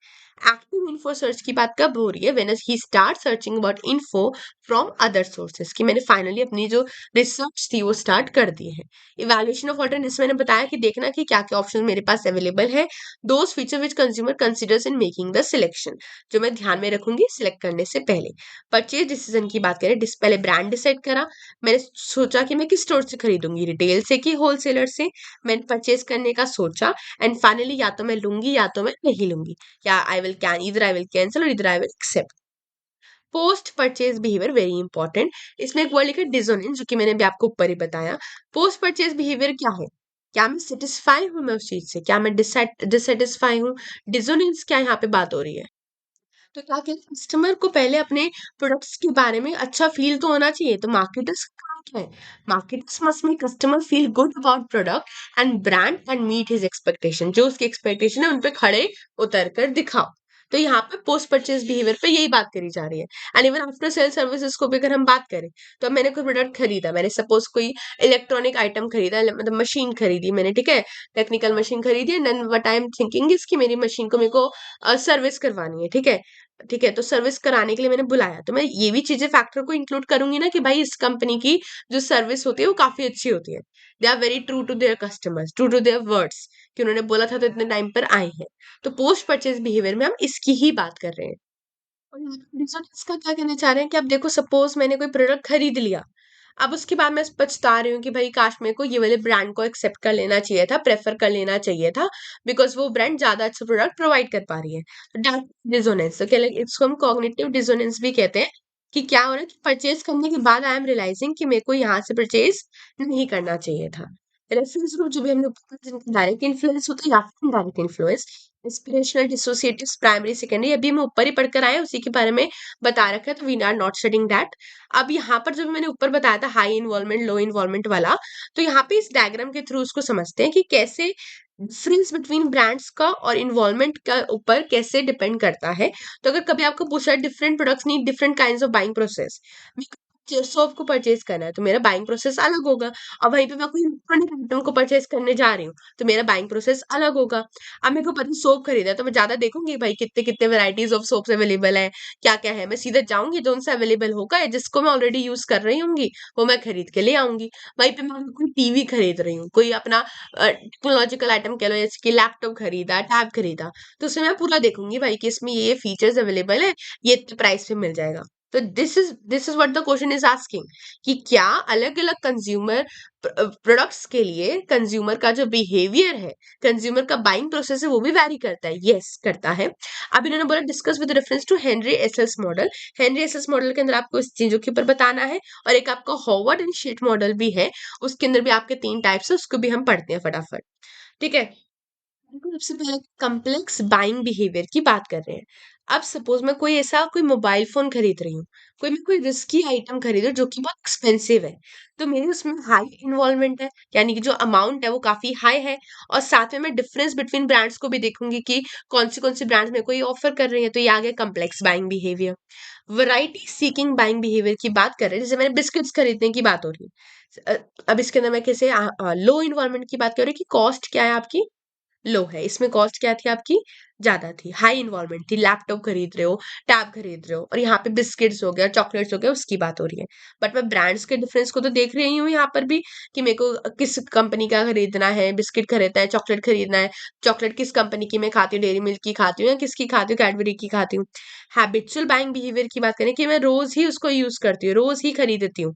अब जैसे कि नमक हो गया, सॉल्ट हो गया, आप रोज ही खरीदते हैं, रेगुलर में यूज कर रहे हो, तो आप उसके अंदर लो इन्वॉल्वमेंट कॉस्ट है, और आप इतना डिफरेंस बिटवीन ब्रांड्स को नहीं देखते हो, अगर एक अवेलेबल नहीं है तो आप दूसरे पे शिफ्ट हो जाते हो। Next dissonance reducing buying behaviour की बात कर रहे हैं। अगर जैसे हम इसमें एग्जांपल लेते हैं हम, अब जैसे मैंने बोला मेरे को एक कारपेट खरीदना है, कारपेट खरीदने के लिए क्या मैं अलग अलग ब्रांड्स का देखूंगी कि मैं सिर्फ क्वालिटी देखूंगी, या क्या मेरे विजन के अंदर, मेरे दिमाग के अंदर पहले ये विजन होगी कि भाई मेरे को इसी ब्रांड का कारपेट खरीदना है। नो, मैं वहां पर जाकर देखूंगी कि मेरे पे क्या क्या प्रोडक्ट्स अवेलेबिलिटी है। कॉस्ट हाई हो सकती है इसके अंदर, कोई ऐसा इक्विपमेंट हो गया, आपका घर का फर्नीचर हो गया, उसके अंदर अगर बात कर लें, तो मैं इतना डिफरेंस बिटवीन ब्रांड्स को नोटिस ना कर कर मैं क्या फोकस करूंगी कि मेरे को क्वालिटी किससे अच्छी मिल पा रही है। मेरा जो डिसीजन है वो वैरी कर सकता है, but it depends upon the quality of the product, but जो मेरी कॉस्ट इन्वॉल्व हो रही है वो ज्यादा हो रही है। हार्वर्ड एंड शिफ्ट मेथड की मॉडल की बात कर रहे हैं। Routine response behaviour, farming case of frequently purchase low cost item, जैसे कि अभी मैंने बताया ऊपर सॉल्ट, जैसे भी हमने यहाँ पे हैबिचुअल बाइंग बिहेवियर बात कर लो या रूटीन रिस्पॉन्स बिहेवियर, बात एक ही है। कोई लेंदी प्रोडक्ट सर्च नहीं कर रही, मैं बैठ के ढूंढ रही है कि भाई किस किस कंपनी का सॉल्ट अवेलेबल है, कौन सा अच्छा होता है, एंड डिसीजन क्या है बहुत कम हो रहा है। लिमिटेड डिसीजन मेकिंग, मैं बहुत कम परचेज करती हूँ, बट मेरी जो इन्वेस्टमेंट है वो ज्यादा है, और मेरे को सर्च भी काफी ज्यादा करना पड़ेगा। For example laptop. Decision making, unfamiliar products totally new है और once bought once in a life time. For example house, एक हाउस खरीदना है इंसान को तो एक बिल्कुल अनफेमिलियर प्रोडक्ट है उसके लिए, टोटली न्यू है, ठीक है, और एक साल में कह लो वंस इन लाइफ टाइम, मतलब कि खरीदता है एक बार इंसान। ठीक है, मार्केट सिलेक्शन पर देखो यहाँ तक में आपका बहुत इंपॉर्टेंट टॉपिक आपका कवर हो जाता है, दैट इज आपका कंज्यूमर बाइंग बिहेवियर, उसकी बात करी जाती है, और उसके कैसे कैसे स्टेप्स इन्वॉल्व होते हैं उनको अच्छे से कर लेना, that is very very important. Market selection की बात करें, मार्केटिंग सेगमेंटेशन होता है, टारगेटिंग होता है एंड पोजिशनिंग। इस तरीके से हमारी मार्केट सिलेक्ट होती है। सेगमेंटेशन में अलग अलग होमोजीनियस ग्रुप्स ऑफ कस्टमर्स को हम आइडेंटिफाई करते हैं। होमोजीनियस हेट्रोजीनियस की बात कर रहे हैं। हेड होमोजीनियस मतलब ऐसे लोग जिनका इंटरेस्ट ग्रुप्स क्या है, सेम है, इंटरेस्ट माइंडसेट क्या है, सेम है।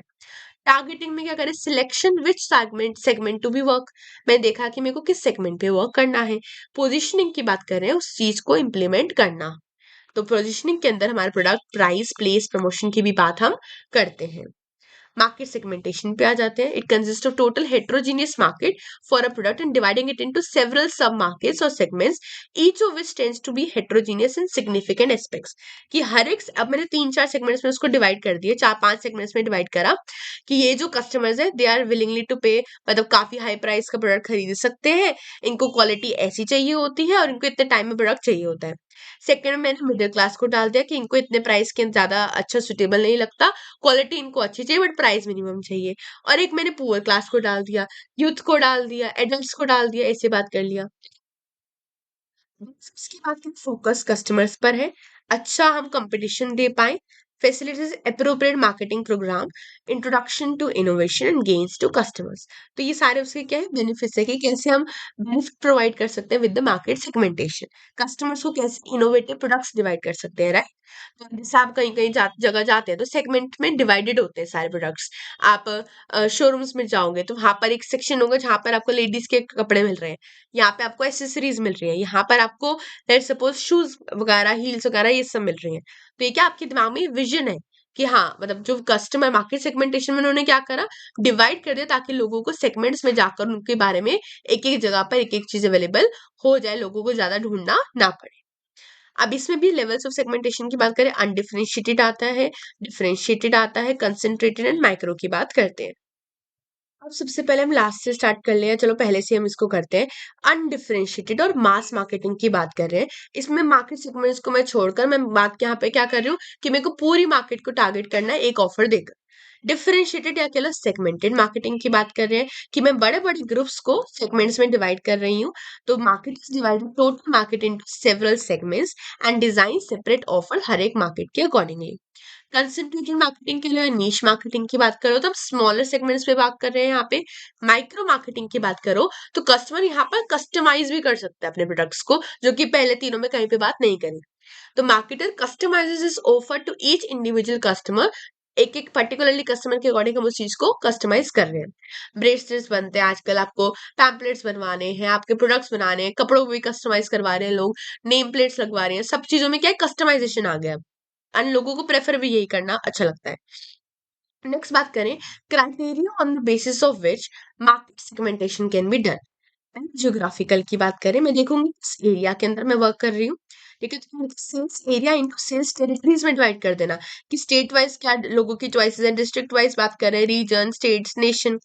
डेमोग्राफिक में एज के अकॉर्डिंग डिवाइड कर रहे हैं, सेगमेंट कर रहे हैं on the basis of their gender. Family life cycle की बात करें, इसमें चिल्ड्रन, एडल्ट, ओल्ड सबकी बात हो रही है।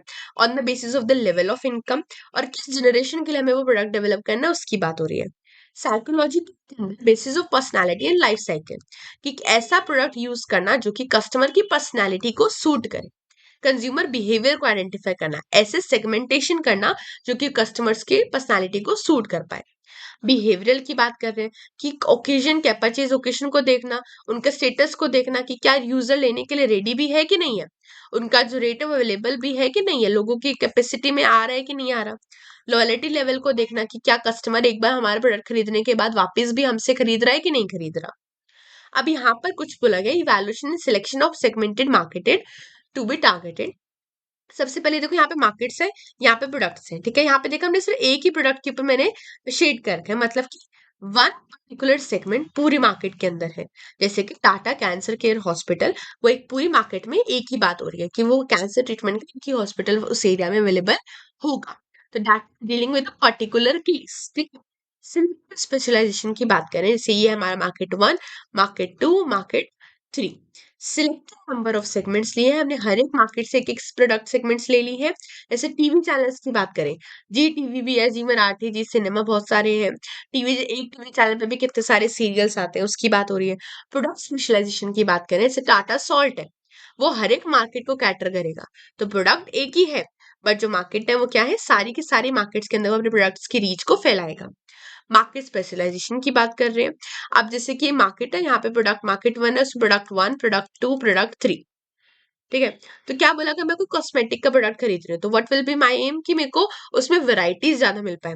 तो एक ही मार्केट में उस प्रोडक्ट की काफी प्रोडक्ट अवेलेबिलिटी दिखाना, that is the market specialisation M.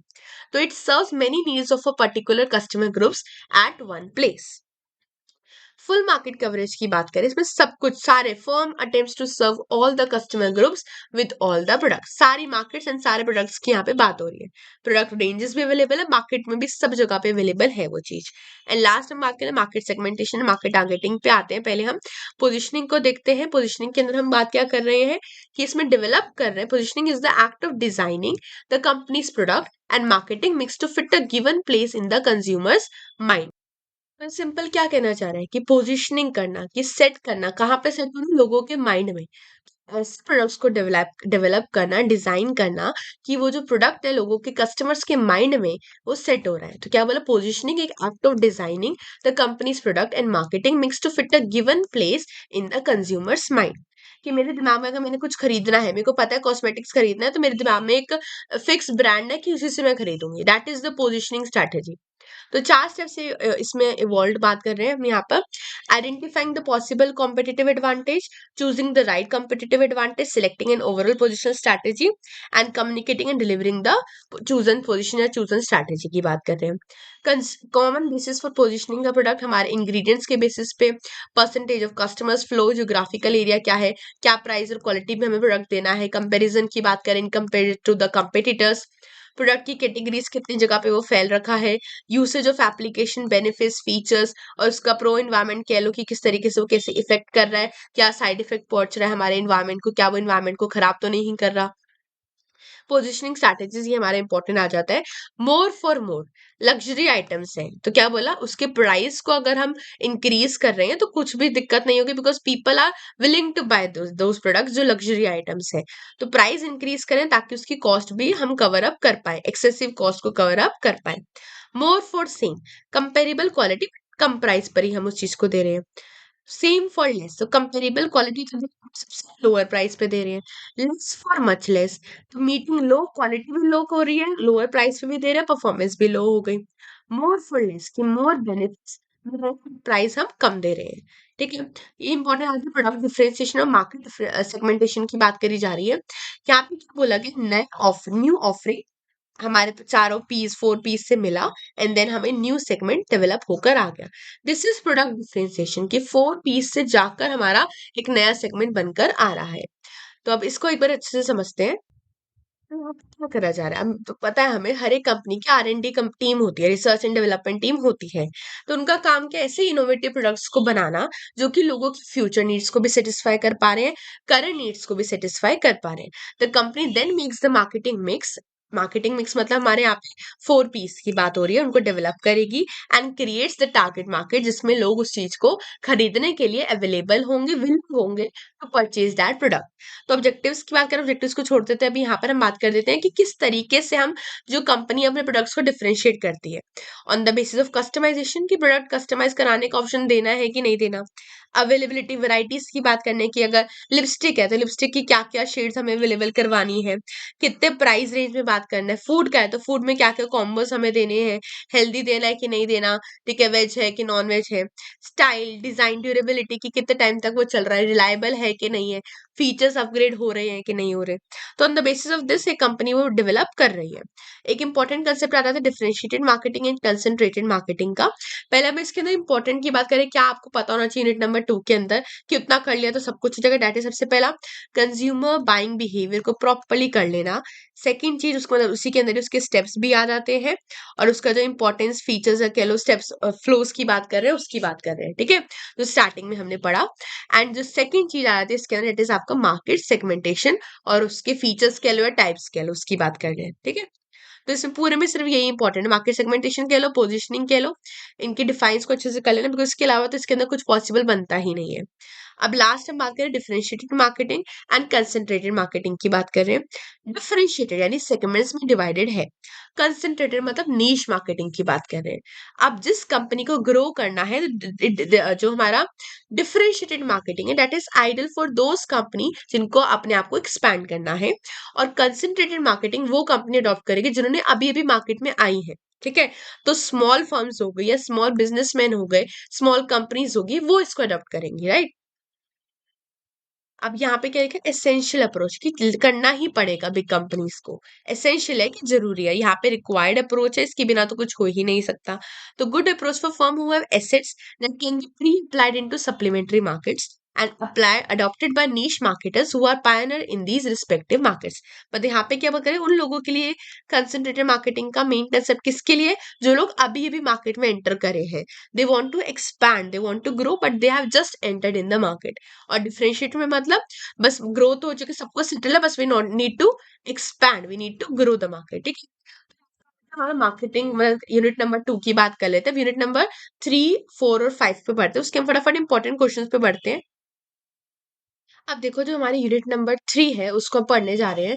अब इसके अंदर ना काफी चीजें, मतलब एडवांस बहुत सारे टॉपिक्स है, तो बट जो मेन टॉपिक्स है दैट इज आपका सबसे पहले आपको पता होना चाहिए कि प्रोडक्ट क्या है। ठीक है, उसके लेवल्स की बात करने हैं वो पता होना चाहिए। प्रोडक्ट लाइफ साइकिल पता होनी चाहिए, और सेकंड प्रोडक्ट लाइफ साइकिल मतलब प्रोडक्ट डेवलपमेंट के बारे में और उसकी स्टेजेस और प्रोसेस के बारे में पता होना चाहिए। ये 3 या 4 टॉपिक्स हैं जो अगर आपने कर लिए तो आपको इस यूनिट में और कुछ करने की जरूरत नहीं है। ठीक है, तो प्रोडक्ट की बात करें, प्रोडक्ट क्या है, जो भी चीज हमें जिससे हमारी जो नीड्स एंड वांट्स है सेटिस्फाई हो पा रही है, that is the product. Physical goods हो गए, सर्विसेज हो गई, आइडिया हो गया, कोई एक्सपीरियंस लिया हमने, कोई जगह है, इवन अ पर्सन, तो ये सारे के सारे किस में हमारे आ रहे हैं, प्रोडक्ट की कैटेगरी में आ रहे हैं।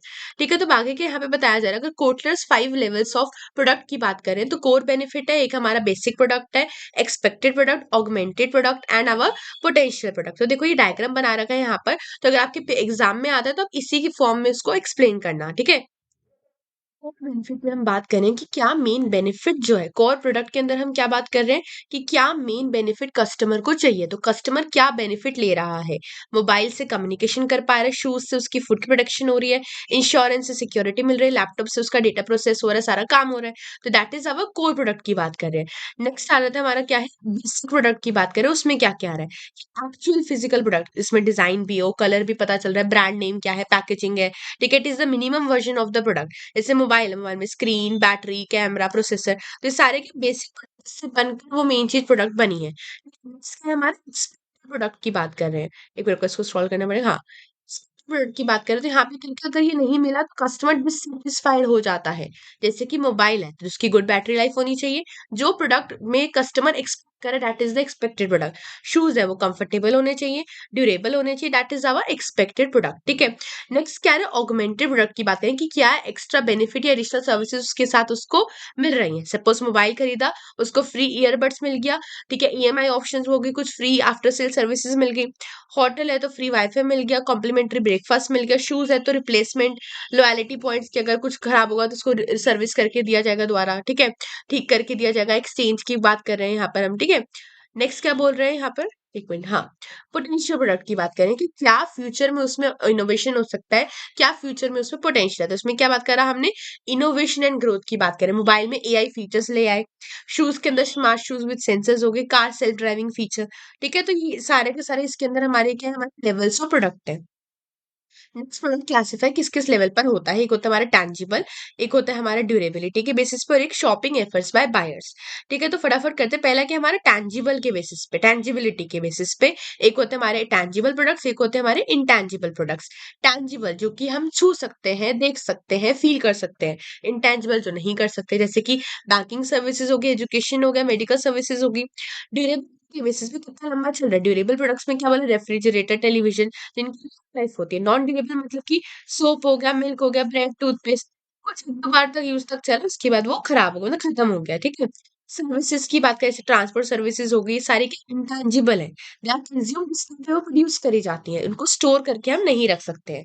ठीक है, नेक्स्ट हमारा ऑन द बेसिस ऑफ क्या है, on the basis of shopping efforts of buyers की बात करें, एक आता है हमारा कन्वीनियंस गुड्स, जो कि हम अक्सर खरीदते हैं। ठीक है, मिल्क हो गया, सॉल्ट, सोप, न्यूज़पेपर, ये सब चीजें डेली बेसिस के यूज पर है। नेक्स्ट क्या है हमारा शॉपिंग गुड्स की बात करें, जैसे कि क्लोथ्स हो गया, जो कि कंज्यूमर अगर खरीदता है तो उससे पहले प्राइस कंपेयर करेगा, उसकी क्वालिटी चेक करेगा। स्पेशलिटी गुड्स की बात करें ना, उसमें कुछ अलग फीचर है। ठीक है, आईफोन का अलग फीचर है, नॉर्मल सैमसंग का अलग फीचर है। ठीक है, अनसोल्ड गुड्स की बात करें तो goods which consumers do not normally think of buying, जैसे कि लाइफ इंश्योरेंस का बंदा सोचेगा नहीं कि खरीदना है। ठीक है, उसको खरीदने के लिए जो बायर सेलर होगा उसको ज्यादा प्रेशर डालना होगा उसके ऊपर। फायर एक्सटिंग्विशर हो गया, फर्नल सर्विसेज होगी। ठीक है, नेक्स्ट के डायमेंशंस क्या होते हैं कि इसके डायमेंशन के बेसिस पे हम डिजाइन करते हैं, सोचते हैं कैसे प्रोडक्ट डेवलप होगा। तो प्रोडक्ट मिक्स लेंथ आता है सबसे पहला इसके अंदर, जो कि क्या कह रहा है, total number of product items कितने होने चाहिए ऑल द प्रोडक्ट लाइन। तो जैसे if a company has 4 soaps, 3 shampoos, तो टोटल आइटम्स कितने होंगे, 7 आइटम्स हो गए।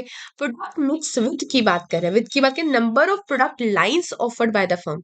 ठीक है, जैसे शॉप्स हो गया, शैम्पूज, डिटर्जेंट, कॉस्मेटिक्स, तो ये 4 लाइन ऑफ प्रोडक्ट आ गया, इसके अंदर भी वैरायटीज हो सकती है। ठीक है, प्रोडक्ट मिक्स डेप्थ की बात करें, number of variants of each product. Variants मतलब मैंने बोला यहाँ पे से मैंने बताया क्या, मैंने सोप का अलग कर दिया, यहाँ पे सोप है। ठीक है, तो सोप के अंदर भी वेरिएंट्स होंगे, उसका कलर क्या है, साइज क्या है, फ्लेवर क्या है, एक के साथ एक फ्री है कि नहीं है, क्वालिटी कैसी है, ये सब हो गया। ठीक है, और प्रोडक्ट मिक्स कंसिस्टेंसी की बात कर रहे हैं, देखो पहले ना यहाँ पे, हाँ, product mix consistency refers to how closely related to the product lines are in terms of use, production process and distribution channel के basis पे कैसे वो closely related है। अब जैसे कोई कंपनी है जो काफी पर्सनल केयर प्रोडक्ट्स के बारे में बना रही है, तो उनका क्या लिखा है, company producing only personal care products has high consistency, और company producing personal care products and electronics has low consistency. कि अगर मैं एक ही वैरायटी के अंदर रहूंगी तो मेरी कंसिस्टेंसी जो है all over the time maintain रहेगी, बट अगर 2-3 जगहों पे पैर फैला रखे हैं और वो एक दूसरे से बिल्कुल अपोजिट है, तो कंसिस्टेंसी क्या होगी मेरी, लो होगी। ठीक है, तो अब आगे तो इसके अंदर एक टेबल के अगर पढ़ा जाए तो प्रोडक्ट लाइन पढ़ा, product item mix with, product mix length, depth, consistency. ठीक है, तो यहाँ पे शॉर्ट में वर्ड्स दी थी, नी को पढ़ लिया, तो आप इसके अंदर के जो पॉइंट्स है वो आपस में लिख सकते हो। अब जो नेक्स्ट इंपॉर्टेंट आ रहा था कि ब्रांडिंग क्या है, लेबलिंग क्या है, पैकेजिंग क्या है, ये तीनों अलग से कभी भी पूछ लिए जाते हैं और इनके फंक्शंस पूछे जाते हैं। ठीक है, तो आप लोगों ने अपने बीएसटी में ये चीज पढ़ रखी है, फिर भी हम इसको फटाफट खत्म करते हैं। ब्रांडिंग क्या है, प्रोडक्ट को नाम देना, नेम देना, उसको साइन कर दिया हमने अपना कि ये मेरा प्रोडक्ट है, सिंबल डिजाइन करना, उसका लोगो डिजाइन करना, तो brand name, trademark, brand mark, ये सब कुछ इसके अंदर आता है। कि इससे प्रोडक्ट को आइडेंटिटी मिलती है, प्रोडक्ट को डिफरेंशिएट कर पाते हैं, ब्रांड की लॉयल्टी डेवलप होती है, एडवर्टाइजिंग और प्रमोशन कर पा रहे हैं, लीगल प्रोटेक्शन मिलती है कि हमारा प्रोडक्ट कोई और दूसरा कंपनी उसको कॉपी नहीं कर सकता। फंक्शन क्या है, वही सेम चीजें बात हो रही है यहाँ पे, प्रोडक्ट आइडेंटिफिकेशन, डिफरेंशिएशन डेवलप होता है, गारंटी ऑफ क्वालिटी मिलती है, ब्रांड लॉयल्टी डेवलप होता पाती है यहाँ पर। अब ब्रांड इंश्योर करते हैं कि कस्टमर हमेशा हमारे से प्रोडक्ट खरीदे, तो उनकी क्वालिटी अच्छी रहती है, एडवर्टाइजिंग हम अच्छे से कर पाते हैं, अगर ज्यादा ब्रांड नेम होगा तो हमारी एडवर्टाइजिंग करने का भी फायदा होगा। ठीक है, कुछ टाइम तक करेंगे, उसके बाद हमारी ब्रांड की लॉयल्टी अपने आप डेवलप हो जाएंगी। लीगल प्रोटेक्शन मिलेगी हमें कि अगर हमने अपना ट्रेडमार्क वगैरह लोगो रजिस्टर करवा रखा है। ठीक है, ईज इन मार्केट एक्सपेंशन में काम मिलेगा, एक्सपैंड कर पाएंगे हम, कंज्यूमर कॉन्फिडेंस डेवलप होगा कि हाँ भाई इस ब्रांड का जो प्रोडक्ट है सबसे अच्छा है, तो यहीं से खरीदना है। हेल्थ इन प्राइसिंग स्ट्रेटेजीज, प्राइसिंग की बात करें, जैसे कि अब कुछ प्रीमियम ब्रांड्स है, प्रीमियम जो भी कंपनीज हो गई, प्रीमियम कंपनीज कह लो, प्रीमियम प्रोडक्ट्स हो गए, उसके प्राइसेस भी प्रीमियम होंगे ऑब्वियसली, तो उनकी प्राइस को according to the brand loyalty develop करा जाता है कि इतनी अच्छी ब्रांड है तो उसके प्राइसेस भी ज्यादा है, तो लोग खरीदेंगे ही खरीदेंगे। ठीक है, नेक्स्ट आता है हमारा पैकेजिंग। पैकेजिंग में किसकी बात हो रही है कि कैसे प्रोडक्ट का आउटर डिजाइनिंग कैसे होगी, किस कंटेनर में उसको रैप करके दिया जाएगा, प्रोडक्ट डिजाइन, उसका कलर, शेप, मटेरियल क्या यूज होगा वो देख रहे हैं। अब एक शैम्पू की बोतल आपको सैशेज में भी मिल रहा है, ठीक है, कंटेनर में भी मिल रहा है 500 ml के, और वही चीज एक 1 लीटर के भी अंदर मिल रही है। ठीक है, तो यही बता इस कंटेनर में उसको पैक करके दिया जाएगा। ठीक है, तो shampoo, cardboard boxes for mobiles हम यूज करते हैं, प्लास्टिक बोटल्स यूज करते हैं फॉर द शैम्पू वगैरह। ठीक है, तो ये बता दें पैकेजिंग का मेथड यूज होता है। प्राइमरी पैकेजिंग है, सेकेंडरी है, टर्शरी पैकेजिंग है। प्राइमरी मतलब मैंने अभी नॉर्मल स्टोर से गई वहां से ले लिया, प्राइमरी पैकेजिंग होगी। सेकेंडरी पैकेजिंग जैसे अगर हम ऑर्डर करके कुछ मंगवा रही हूँ सामान, तो पूरा बॉक्स वगैरह में प्रॉपरली रैप करके आउटर कवरिंग कर आता है। टर्शरी क्या है कि मैं किसी को होलसेल में सामान बेचने जा रही हूँ, मैं उसी एक ही बॉक्स के अंदर, एक बड़ा कंटेनर के अंदर 10-15 चीजें हैं, बल्क में 50 चीजें हैं, ठीक है, ऐसा प्रोडक्शन ऑफ प्रोडक्ट मिलता है। अगर हम पैकेजिंग करते हैं तो प्रोडक्ट खराब नहीं होता। हैंडलिंग में आसान होता है कि अगर कोई कुरियर के थ्रू वो जा रहा है तो गिरने के चांसेस है, तो खराब ना हो, प्रोडक्ट टूटे ना, ठीक है। प्रोडक्ट आइडेंटिफिकेशन में काम मिलता है कि अगर ब्रांडिंग होगी, बाहर से ही पता चल रहा है ये लोगो इस कंपनी का है, यानी पता चल रहा है कि किसकी पैकेजिंग से ही पता चल रहा है कि किस कंपनी का ये प्रोडक्ट है। अट्रैक्टिव अगर पैकेजिंग होगी तो लोग उसको खरीदेंगे ज्यादा। इन्फॉर्मेशन की बात करते हैं तो अगर पैकेजिंग देखते हैं तो उसी के ऊपर प्रोडक्ट का नाम लिखा होता है, किसने प्रोड्यूस करा है, उसमें क्या क्या कंटेंट है, वो सब लिखा होता है, तो उससे उसकी आइडेंटिफिकेशन इन्फॉर्मेशन की हेल्प होती है। ब्रांडिंग में तो सपोर्ट कर ही रहा है। लॉस और वेस्ट के अंदर काम, मतलब कम लॉस और वेस्टेज होती है, बिकॉज पैकेजिंग अगर अच्छी है तो अंदर का प्रोडक्ट सेफ रहता है। इनोवेशन एंड वैल्यू एडिशन होता है, ठीक है। लास्ट के हमारा लेबलिंग की बात करें, लेबलिंग मतलब क्या है, उसको अपना एक नाम देना, पुटिंग आइडेंटिफिकेशन मार्क्स और information on the package of a product. अब जैसे ब्रांड लेबल है तो उस पर सिर्फ मतलब जैसे अगर कोई कंपनी का कुछ भी जूस ब्रांड है तो यहाँ पे उसका पूरा प्रॉपर नाम लिखा होगा जिसको बता रहा है कि किस कंपनी का प्रोडक्ट है। That is the labelling of the product, ठीक है। ग्रेड लेवल की बात करें, कौन सी क्वालिटी का है, ग्रेड क्या है, डिस्क्रिप्टिव लेवल प्रोडक्ट्स की सारी डिटेल्स को बताना, इंफॉर्मेटिव लेवल की इंस्ट्रक्शंस देना, वार्निंग्स देना कि दिस इज इंजurious टू हेल्थ या this should not be consumed by a child above, sorry, below 5 years, ऐसा बोल दिया। तो फंक्शंस ऑफ लेबलिंग की बात करें, क्या क्या बेनिफिट्स है, तो क्या बोले, आइडेंटिफिकेशन ऑफ प्रोडक्ट में हेल्प मिलती है कि पता चलता है प्रोडक्ट का नाम क्या है। इन्फॉर्मेशन टू कंज्यूमर्स की बात करें, लोगों को पता चलेगा इसका प्राइस कितना है, कितने प्राइस में मिल रहा है, कितनी क्वांटिटी मिल पा रही है। लीगल रिक्वायरमेंट का खत्म कर पाएगा। गाइडेंस फॉर यूज की कितना ml यूज करना है, अगर मेडिसिन है तो उस पर लिखा होता है 5 ml टू बी कंज्यूम्ड, या 12 ml से ज्यादा पूरे दिन में कंज्यूम नहीं करनी है, ऐसा कुछ, ठीक है। सेफ्टी वार्निंग होती है उसके ऊपर, production promotion of a product कर पाते हैं, स्टैंडर्डाइजेशन एंड ग्रेडिंग कर सकते हैं।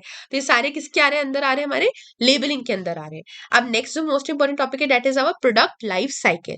किन किन स्टेजेस से प्रोडक्ट को पास करना पड़ता है before the introduction and to the final, जब प्रोडक्ट को निकाला जाए, विड्रॉल की बात कर रहे हैं। It shows the relationship between the sales, profit and time की बात कर रहे हैं। क्या स्टेज, इंट्रोडक्शन स्टेज हो सकती है कि अब प्रोडक्ट मार्केट में इंट्रोड्यूस हुआ है। ग्रोथ स्टेज, अब प्रोडक्ट की ग्रोथ स्टेज हो रही है। मेच्योरिटी यानी कि वो इस लेवल पर आ गया कि हाँ, उसके अंदर एक फिक्स रेट से ग्रोथ हो रही है। एंड लास्ट में क्या हो सकता है, डिक्लाइनिंग स्टेज हो सकता है कि अब उसका प्रोडक्ट डिक्लाइन कर रहा है। तो these are the 4 stages of हमारा प्रोडक्ट लाइफ साइकिल, जो कि यहाँ पर बताया गया है, ठीक है। जैसे यहाँ पे एग्जाम्पल दे सकते हैं, क्या हमारा इंट्रोडक्शन स्टेज है, इधर इधर आके के इंक्रीज हो रहा है, ग्रोथ है, ये मेच्योरिटी है, दिस इज द डिक्लाइनिंग, ठीक है। तो ये प्रोडक्ट लाइफ साइकिल की बात करी गई यहाँ पर। इसके अब प्रोडक्ट न्यू प्रोडक्ट डेवलपमेंट और उसके क्या क्या स्टेप्स है, दिस इज वेरी इंपॉर्टेंट, इसको भी अब ध्यान से पढ़ते हैं। अब एक कंपनी है, वो 10 साल से सिर्फ एक सोप ही बेच रही है, तो क्या उसमें कोई न्यू प्रोडक्ट डेवलप हुआ, नहीं हुआ। बट वहीं पे अगर वो सोप के साथ साथ शैम्पूज को डेवलप करे, ठीक है, अगर सोप है तो उसी के अंदर कुछ एडवांसमेंट करे कि कुछ हर्बल सोप लेकर आ रही है या कुछ पेपर सोप्स की डेवलपमेंट कर रही है यहाँ पर, ठीक है, तो क्या बोला कि न्यू प्रोडक्ट डेवलपमेंट होना चाहिए। तो इसी के सजेस्ट कर रहा है, process of providing new and profitable products to the customers.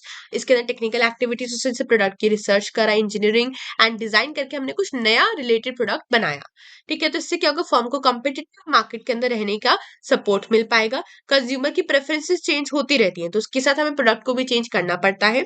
Growth and profitability में हमें बेनिफिट मिलता है और ज्यादा लंबे टाइम तक हम बिजनेस के अंदर, मार्केट के अंदर सर्वाइव कर सकते हैं अगर हम ऐसा करते हैं, new product development with the passage of changing time, ठीक है। तब इसकी स्टेजेस, पहला क्या, आइडिया जनरेशन। मैंने पहले सोचा कि फर्स्ट और सबसे इंपॉर्टेंट स्टेज क्या है हमारे इसके अंदर, आइडिया जनरेशन, कि क्या क्या नए नए आइडियाज मेरे पास अवेलेबल है, मैं उनको सर्च करूं, जनरेट करूं, मैं देखूं कि क्या क्या मैं निकाल सकती हूँ। सोर्सेज क्या होगा, research and development team, customers खुद ही आकर बता सकते हैं कि भाई इनमें मेरे को ऐसे प्रोडक्ट चाहिए, प्लीज ऐसा कोई प्रोडक्ट डेवलप करो। डिस्ट्रीब्यूटर्स हो सकते हैं, एम्प्लॉयज हो गए, उन्होंने बोला कि भाई इस चीज की डिमांड बढ़ रही है।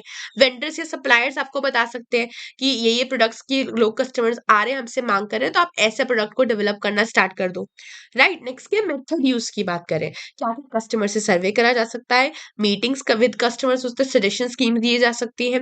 Example, 3 million allows employees 15% technical team time of तो इसका मतलब क्या है कि एम्प्लॉयज को अपना जैसे वर्किंग टाइम है उसका 15% टाइम मिल रहा है to work upon the innovative ideas, ठीक है। तो 15% of the technical time of to generate the ideas that are very innovative. तो यहाँ पे 3 मिलियन बोल दिया मैंने, 3 M है, दैट इज द कंपनी का ही बात करी जा रही है यहाँ पर। नेक्स्ट क्या बात कर रहे हैं हम, आइडिया स्क्रीनिंग की बात कर रहे हैं कि इतने सारे आइडियाज आ गए, एट दिस स्टेज जितने भी आइडियाज है उनको इवेलुएट करना। तो evaluation of ideas is idea screening, ठीक है। तो eliminate the weak and unprofitable या अनसुटेबल आइडियाज को हटा देना, ठीक है।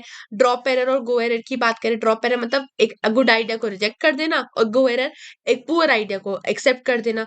तो ये सारे एरर्स आ सकते हैं स्टेज के ऊपर जिनको हमें गो थ्रू करना पड़ता है। Next concept development and testing की बात कर रहे हैं। The selected idea is converted into a product concept finally, and the product concept is presented to target customers. अब इसमें बहुत सारी चीजें हो सकती है, प्रेजेंट करा तो उसमें कर सकते हैं, क्या पता कुछ ड्रॉबैक हो गया उसके अंदर, तो इससे हमें फीडबैक भी मिलता है। Products are design using computers and rough models are created for customer evaluation, कि यहाँ पर हम कस्टमर से ही चेक करवा कर पता करवा रहे हैं कि प्रोडक्ट कैसा है, ठीक है। तो इवैल्यूएशन करना, कंसेप्ट को डेवलप करना, प्रोडक्ट को डेवलप करना और उसको टेस्ट करवाना। मार्केट स्ट्रैटेजी डेवलपमेंट की बात करें, इसमें 3 स्टेजेस की बात करें। पहला क्या है, डिस्क्रिप्शन ऑफ टारगेट मार्केट, उसका साइज क्या है, स्ट्रक्चर क्या है, प्रोडक्ट की पोजीशनिंग क्या है, क्या सेल्स फ्यूचर फोरकास्ट है। पार्ट 2 के अंदर प्राइसिंग स्ट्रेटेजी देख रहे हैं, डिस्ट्रीब्यूशन एंड मार्केटिंग बजट देख रहे हैं, और पार्ट 3 में हम finally long term sales profit goals के ऊपर वर्क कर रहे हैं, ओवरऑल मार्केट मिक्स स्ट्रेटेजी पे काम कर रहे हैं। बिजनेस एनालिसिस की बात करी गई है यहाँ पर। तो क्या बोला गया, in this stage management evaluates the commercial viability of the product, यानी कि हम देख रहे हैं कितना सेल्स का एस्टिमेट जा रहा है, कॉस्ट एस्टिमेट क्या है, क्या प्रॉफिट का फ्यूचर एक्सपेक्ट है, क्या क्या टेक्निक्स यूज करी जा सकती है, ब्रेक इवन एनालिसिस या रिस्क एनालिसिस यूज कर सकते हैं। ऐसा प्रोडक्ट जो कंपनी के ऑब्जेक्टिव्स को भी फुलफिल कर पा रहा है, वही प्रोडक्ट फाइनली पहुंचेगा। एंड लास्ट के प्रोडक्ट डेवलपमेंट, की फाइनली हमारा जो प्रोडक्ट है वो क्या हो रहा है, डेवलप हो पा रहा है। मतलब लास्ट एक और भी है कमर्शियल, तो यहाँ पर आ जाते हैं। प्रोडक्ट डेवलप हो गया, आइडिया ऑन द पेपर, अब फाइनली जो पूरा आइडिया था, कह लो रफ स्ट्रक्चर था, उसको हमने किस पे कन्वर्ट कर दिया, एक फाइनल आउटपुट में निकाल दिया। तो एक्चुअल प्रोडक्ट यहाँ पर डेवलप हो चुका है। Prototype is tested for performance and safety. जिस स्टेज के अंदर कॉस्ट ज्यादा लगेगी ऑब्वियसली, बिकॉज सबको ये सारा काम करना है, एंड टेक्निकल एक्सपर्टीज भी जा रही है। नेक्स्ट मार्केट टेस्टिंग की बात कर रहे हैं। The product is introduce in a limited market area before full launch, कि पूरा लॉन्च करने से पहले मैं अपने कलीग से टेस्ट करवाया, ट्रायल कराया, रिपीट कराया, एडॉप्शन परचेज फ्रीक्वेंसी। तो ये सारे के सारे मेजर्स को देखा जाकर हम देखेंगे कि क्या जो प्रोडक्ट है वो लोगों को पसंद आ रहा है, तभी मैं मार्केट में उसको लॉन्च करूंगी। तो बहुत सारे प्रोसीजर से गो थ्रू करना पड़ता है before developing a new product. Commercialisation, की फाइनली जो प्रोडक्ट है उसको मार्केट में लॉन्च कर देना। ओके, अब आगे बढ़ते हैं यहाँ पर ही। अरे सॉरी, ये वाला तो हमारा खत्म हो गया। अब इसके सबसे इंपॉर्टेंट टॉपिक्स हमारे यूनिट नंबर 3 की बात कर लें, तो क्या है हमारा, product life cycle and new product development. ये सबसे इंपॉर्टेंट है इसके अंदर, और साथ ही साथ ब्रांडिंग हो गया हमारा, लेबलिंग हो गया, ठीक है, और packaging.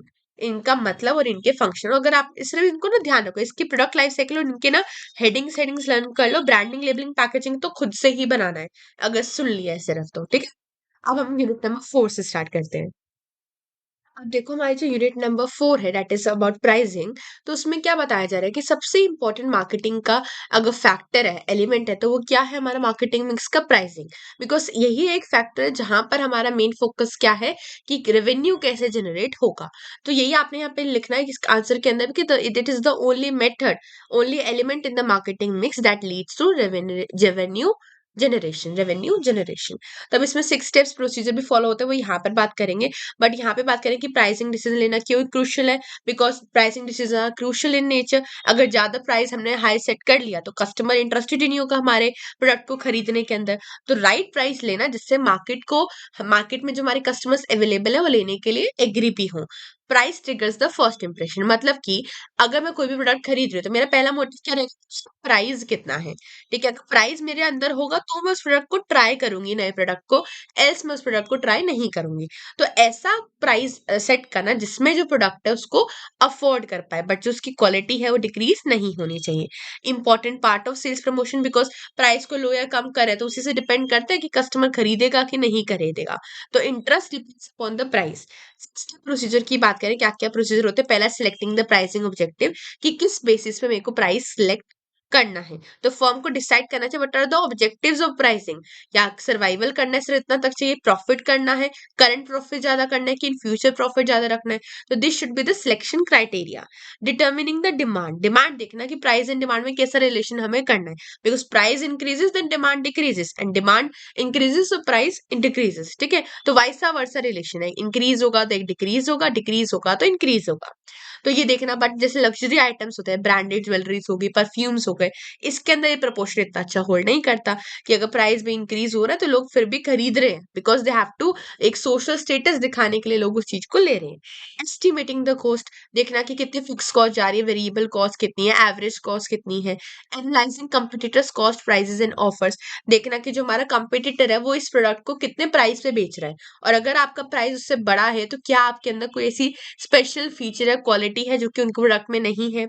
Select pricing method, pricing method को सिलेक्ट करना कि क्या चीज हम सोचेंगे कि मार्केट प्राइसिंग चाहिए। अभी आगे पढ़ाऊंगी कौन सी प्राइसिंग मेथड है, जैसे यहाँ पे लिख रखा है target return pricing, perceived value pricing, going rate pricing, auction type pricing. तो कैसा प्राइसिंग मेथड आपको सेट करना है कि आप कितने पे आकर, क्योंकि बार्गेनिंग भी होती है कुछ प्रोडक्ट्स में, तो बार्गेनिंग प्रोडक्ट है तो उसके लिए कितना प्राइस सेट होना चाहिए। And finally the final price को सिलेक्ट कर देना कि दैट यस, इस प्राइस पर मार्केटर ने सेट कर दिया है कि जो कस्टमर है वो विलिंगली उस प्रोडक्ट को बाय कर सकता है, and it is in the paying capacity of the buyer. अब देखो यहाँ पर आया प्राइसिंग ऑब्जेक्टिव्स इन फर्म। ठीक है, तो क्या क्या प्राइसिंग ऑब्जेक्टिव्स होते हैं कंपनी के, कि करंट प्रॉफिट मैक्सिमाइज होना चाहिए। मेन एम ही क्या है प्राइसिंग का, कि प्रॉफिट मिल पाए, रेवेन्यू जनरेट हो, करंट रेवेन्यू मैक्सिमाइज हो पाए, maximum maximize the quality. Product की प्राइस जितना है तो उस पर उसकी क्वालिटी की भी वैल्यू होनी चाहिए, कि इतने प्राइस पे इतनी क्वालिटी मिल पा रही है तो कस्टमर उसको वर्दी कह रहा है। मैक्सिमम प्रॉफिट मार्जिन होना चाहिए, क्वालिटी लीडरशिप के, अगर प्राइस अच्छा होगा तो लोग क्या सोचेंगे कि क्वालिटी भी अच्छी होनी चाहिए, तो इन रिटर्न लोगों की जो एक्सपेक्टेशन है वो फुलफिल होनी चाहिए। पार्शियल कॉस्ट रिकवरी, तो जो ऑर्गेनाइजेशन है वो इतने सारे कॉस्ट रिकवर कर, इतने सारे कॉस्ट इनकर कर रही है टू डेवलप अ प्रोडक्ट, तो प्राइसिंग उस कॉस्ट को भी रिकवर कर पाए। सर्वाइवल की बात करें, सिचुएशन जब मार्केट बहुत डिक्लाइन कर रही है, तो अगर हमारा प्राइस ही इतना लो है कि हमारी सर्वाइव भी नहीं कर पा रहे मार्केट में, तो फिर क्या ही हो रहा है। ठीक है, तो ये प्राइसिंग के क्या है, हमारे प्राइसिंग ऑब्जेक्टिव्स हैं इन द मार्केट। अब देखो सबसे पहला क्या, कॉस्ट बेस्ड प्राइसिंग। ठीक है, तो उसके अंदर हमारा क्या आता है, एक आता है कॉस्ट प्लस प्राइसिंग आता है, और एक आता है हमारा एब्जॉर्प्शन कॉस्ट प्राइसिंग। तो कॉस्ट प्लस प्राइसिंग क्या कहते हैं कि प्राइस कैसे निकलता है हमारा, कॉस्ट प्लस प्रॉफिट करके निकालो। कॉस्ट 100 है और प्रॉफिट हमारा 20 का, तो सेलिंग प्राइस कितना हो गया हमारा 120 हो गया। तो इससे क्या कॉस्ट रिकवर हो जाती है, एक स्टेबल प्रॉफिट हमें मिलता है। बट इससे हम डिमांड को इग्नोर कर सकते हैं, हम कंपटीशन का ध्यान नहीं रख रहे, ये सब इसका साइड इफेक्ट हो गया।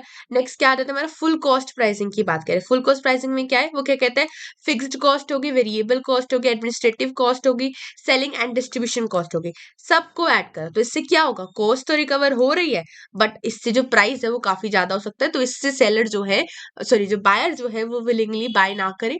ठीक है, ये this is the disadvantage of this thing. Marginal cost pricing क्या कहते हैं, हमारा वेरिएबल, सपोज वेरिएबल कॉस्ट मैंने ले ली 150, सॉरी 50 ले ली, और प्राइस मैंने लिया 55। तो एडवांटेज क्या हुई इसकी, तो कंपटीशन तो फेस करने में तो हेल्प मिल रही है, सेल्स की वॉल्यूम भी बढ़ रही है, बट हम यहाँ पर वेरिएबल कॉस्ट को बेस मान के चल रहे हैं, यहाँ पे फिक्स्ड कॉस्ट का हमने कुछ भी नहीं करा। तो मार्जिनल कॉस्ट में ये डिसएडवांटेज है। डिमांड बेस पर आ जाते हैं हम फटाफट। ठीक है, हाँ, डिमांड बेस्ड प्राइसिंग की बात करें कि जितनी डिमांड ज्यादा उतना प्राइस ज्यादा। तो इसमें हमारे दो आ जाते हैं, एक आता है हमारा स्किमिंग प्राइस और एक आता है हमारा पेनिट्रेशन प्राइस। स्किमिंग प्राइस में कहते हैं कि स्टार्टिंग प्राइस आप ज्यादा रखो, बट बाद में आप प्राइस को कम कर दो। जैसे आईफोन आया, कोई नई टेक्नोलॉजी आई, तो स्टार्टिंग में रेट हाई करो कि लोगों को वो चीज बड़े अट्रैक्ट करे कि लोग खरीदे, बट ओवर टाइम जो उसका रेट है वो धीरे होती जाए, तो क्या होगा, हाई इनिशियल प्रॉफिट होगा एंड प्रेस्टीज इमेज उसकी बन पाएगी। लिमिटेशन के, कंपटीशन जल्दी से आ सकता है, ठीक है, कोई और कंपनी होगी, कोई और ब्रांड होगा जो वो चीज लेकर आ गया। पेनिट्रेशन प्राइसिंग की बात करें तो वो क्या कहते हैं, लो प्राइस स्टार्टिंग में लो करो, मार्केट को कैप्चर करो अच्छे से, मार्केट का ट्रस्ट लो, और उसके बाद थोड़ा सा प्राइस आप धीरे धीरे करके इंक्रीज करते रहो। जियो ने इनिशियली फ्री स्टार्ट करा था, ठीक है, चीप प्लान्स दे रहा था, बट एट द एंड आकर उसने लोगों को हैबिट डलवा दी, एंड अब लोग उसको खरीद ही रहे हैं, तो that is the penetration pricing. ठीक है, अब नेक्स्ट आता है प्राइस एज पर कंपटीशन। तो कंपटीशन बेस्ड प्राइसिंग मेथड की बात करें तो बहुत सारे इसके अंदर भी आ रहे हैं हमारे, तो जैसे एक मेन आ रहा है हमारा ग्रोथ रेट प्राइसिंग की बात कर रहे हैं, कि इंडस्ट्री के एवरेज प्राइस पर ही हम प्रोडक्ट सेल होता है, जैसे पेट्रोल, सीमेंट, स्टील, तो इसका फिक्स्ड है, तो इसमें हमारा इंडिविजुअल कॉस्ट को हम इग्नोर होती है, ठीक है, इग्नोर करते हैं। तो देखो यहाँ पे बहुत सारे मेथड्स दे रखे हैं। यहाँ पे डिस्काउंट प्राइसिंग के अंदर ट्रेड डिस्काउंट दिया, कैश डिस्काउंट दिया, क्वांटिटी डिस्काउंट दिया कि ज्यादा बल्क में ले रहा है तो चलो ठीक है आपको इतना डिस्काउंट दे दिया, सीजनल 10% 15% ऑफ का डिस्काउंट निकाला। तो प्राइसिंग कंपटीशन को देख करके, अगर हमारे कंपटीशन ने कोई ऐसी टेक्निक यूज करी है जिसकी वजह से उसका प्रोडक्ट बिक रहा है, तो हमें भी उसके अगेंस्ट कुछ ना कुछ अपना ऑल्टरनेटिव सोचना पड़ेगा, हमें कुछ ना कुछ डिस्काउंटिंग स्कीम्स निकालनी पड़ेंगी। प्रीमियम प्राइसिंग की बात करें कि कलर टेलीविजन सेट है, तो there are different models available with the different features, like few with remote control and another without it. तो it depends upon this thing कि कितना क्या क्या फीचर्स उसमें अवेलेबल है। तो प्रीमियम प्रोडक्ट्स की प्रीमियम प्राइसिंग होती है। तो ऐसे प्रोडक्ट को जो प्राइस उसको कॉम्प्लीमेंट कर पाए, ठीक है, तो कॉम्प्लीमेंटिंग प्रोडक्ट्स होने चाहिए। ग्रोथ रेट प्राइसिंग की बात करें, इसको क्या बोलते हैं, पैरिटी प्राइसिंग। हाँ, तो इसमें क्या बोला ग्रोथ रेट प्राइसिंग के अंदर कि अगर मेरा जो कंपटीटर है वो कोई चीज 10 में बेच रहा है तो मैं भी उसके अंदर 10 में बेचूंगा, तो there will be no price war within the industry. तो ये सारे बेसिक बेसिक है यहाँ पे जो हमारे किसके थे मेथड्स ऑफ प्राइसिंग। इसमें जो सबसे इंपॉर्टेंट है स्कीमिंग वाला हो गया, पेनिट्रेशन वाला हो गया, वो अच्छे से ध्यान रखना। मैं यहाँ पर भी आपको दिखा देती हूँ आगे, इसका डिफरेंस बिटवीन भी है penetration pricing and skimming pricing. It is a very important question इसमें से। इसमें आपका एक वैल्यू बेस्ड क्वेश्चन भी पूछे जा सकते हैं कि अगर ऐसा हो जाएगा तो इसके अंदर प्राइसिंग स्ट्रेटेजी क्या हो सकती है, ठीक है। तो ये जो पार्ट था हमारा किसको कवर कर देता है, हमारा प्राइस को। तो प्राइस के अंदर आपने प्राइस का क्या होता है उसको पढ़ा, उसकी इंपॉर्टेंस, फीचर्स एंड कैरेक्टरिस्टिक्स देखे, और प्राइस के क्या क्या मेथड्स है वो देखा, ठीक है। और जो मैंने बताया skimming and penetration pricing is very important, वो कर लेना। अब हम डिस्ट्रीब्यूशन चैनल्स पर आ रहे हैं, क्या क्या इसके अंदर होता है। अब देखो चैनल ऑफ डिस्ट्रीब्यूशन की बात करें, अब यहाँ पे इसकी राइटिंग को इग्नोर कर देना, रफली बनवाए थे मैंने with the help of someone. तो देखो यहाँ पे भी राइटिंग को इग्नोर करना है सब, क्योंकि रफ हैंडेडली बनवाया है ये। तो चैनल ऑफ डिस्ट्रीब्यूशन की बात करें कि इसका मतलब क्या है, चैनल मतलब पाथवे। तो ऐसा पाथ जिसके थ्रू जो गुड्स है वो मैन्युफैक्चर से फाइनल कंज्यूमर तक पहुंचते हैं, उसी को हम चैनल ऑफ डिस्ट्रीब्यूशन कहते हैं। अब इसके फटाफट टाइप्स में चलते हैं, because this is a very basic in general topic. तो अगर डायरेक्ट चैनल की बात करें तो उसमें कौन हो रहा है, मैन्युफैक्चर से सीधा कंज्यूमर तक आ रहा है, फैक्ट्री आउटलेट्स हो गया, ऑनलाइन वेबसाइट्स हो गई, इनकी बात हो रही है। अब इनडायरेक्ट चैनल की बात करें उसमें 1 लेवल, 2 लेवल और 3 लेवल आता है। 1 लेवल में क्या, मैन्युफैक्चरर है, रिटेलर है, होलसेलर हो गया। 2 लेवल में मैन्युफैक्चरर, होलसेलर, रिटेलर, कंज्यूमर हो गया। एंड 3 लेवल में क्या आ गया, मैन्युफैक्चरर, एजेंट, रीसेलर, रिटेलर और कंज्यूमर हो गया। तो मैन्युफैक्चरर, एजेंट, होलसेलर, रिटेलर और कंज्यूमर आ गया। इंपॉर्टेंस की बात करें तो सिंपल बात करें कि गुड्स इजिली अवेलेबल मिल जाएंगे, कॉस्ट या एफर्ट्स थोड़े कम होंगे, वाइडर मार्केट को हम कवर अप कर पाएंगे, स्पेशलाइजेशन कर पाएंगे, रिस्क को शेयर कर पाएंगे, स्टोरेज डैमेज या इन सब चीजों से बच पाएंगे, कस्टमर की कन्वीनियंस के अकॉर्डिंग काम हो पाएगा, कस्टमर जिससे लेना चाहते हैं, जैसे लेना चाहता है वो ले सकता है, ठीक है। तो ये इसके वो आ जाते हैं हमारे क्या कहते हैं इंपॉर्टेंस। अब फैक्टर्स या selection of channel of distribution की बात करें तो हमारा क्या है, मार्केट रिलेटेड सिलेक्शन की कितने नंबर ऑफ बायर्स हैं, जियोग्राफिकल कंसंट्रेशन क्या है, लोगों की बाइंग हैबिट्स क्या है। प्रोडक्ट कंसिडरेशन की बात करें, क्या प्रोडक्ट रिलेटेड फैक्टर्स की बात करें कि नेचर ऑफ प्रोडक्ट क्या है, क्या वो पेरिशेबल गुड है, क्या वो ड्यूरेबल गुड्स है, क्या वो नॉन ड्यूरेबल गुड है, ठीक है। उसका क्या वो एक्सपेंसिव है कि या लेस एक्सपेंसिव है, यूनिट वैल्यू क्या है उसकी, ठीक है। बल्क में प्रोड्यूस कर रहे हैं कि नहीं कर रहे, तो बल्कीनेस का देखना है हमें यहाँ पर। मार्केट कंसिडरेशन की बात कर ली हमने, और कंपनी रिलेटेड कंसिडरेशन की बात कर रहे हैं। कंपनी में क्या होगा कि कंट्रोल पूरे डिस्ट्रीब्यूशन को देखना है, मैनेजरल एबिलिटी देखेंगे, फाइनेंशियल स्ट्रेंथ देखेंगे। और मिडल में रिलेटेड कंसिडरेशन में क्या रहता है कि कितने इंटरमीडिएट्स हमारे इवॉल्व है, कितना एफिशिएंटली और रिलायबल काम हो पा रहा है। और हमारा इन्वायरमेंटल कंसिडरेशन भी है जिसमें हम कंपटीशन, लीगल रिस्ट्रिक्शन या पर्टिकुलरली इकोनॉमिक कंडीशंस को हम देखते हुए काम करते हैं, ठीक है। तो अब यहाँ पे हो गया, अब टाइप्स ऑफ मिडलमैन में आ जाए, जैसे यहाँ पे एजेंट्स लिखा है, मर्चेंट्स लिखा है। तो एजेंट्स की बात करें, गुड्स के ओनर नहीं बनते, कमीशन पे काम करते हैं, ठीक है। तो ये लोग वो होते हैं, ब्रोकर्स हो गए, कमीशन एजेंट्स हो गए, ये सब आ गए। और मर्चेंट्स कौन होते हैं, जो गुड्स खरीदते हैं और अपने नाम से बेचते हैं, जैसे कि होलसेलर हो गए, रिटेलर हो गए।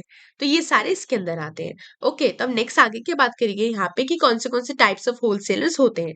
प्योर होलसेलर हो गए, रिटेल होलसेलर, नाम से ही पता चल रहा है, और मैन्युफैक्चरर होलसेलर। तो प्योर होलसेलर कौन है, buys large goods in large quantities. तो इनमें रिटेलिंग्स में एंगेज नहीं करते हैं, लार्ज क्वांटिटी में बेचते हैं और लार्ज क्वांटिटी में ही खरीदते हैं।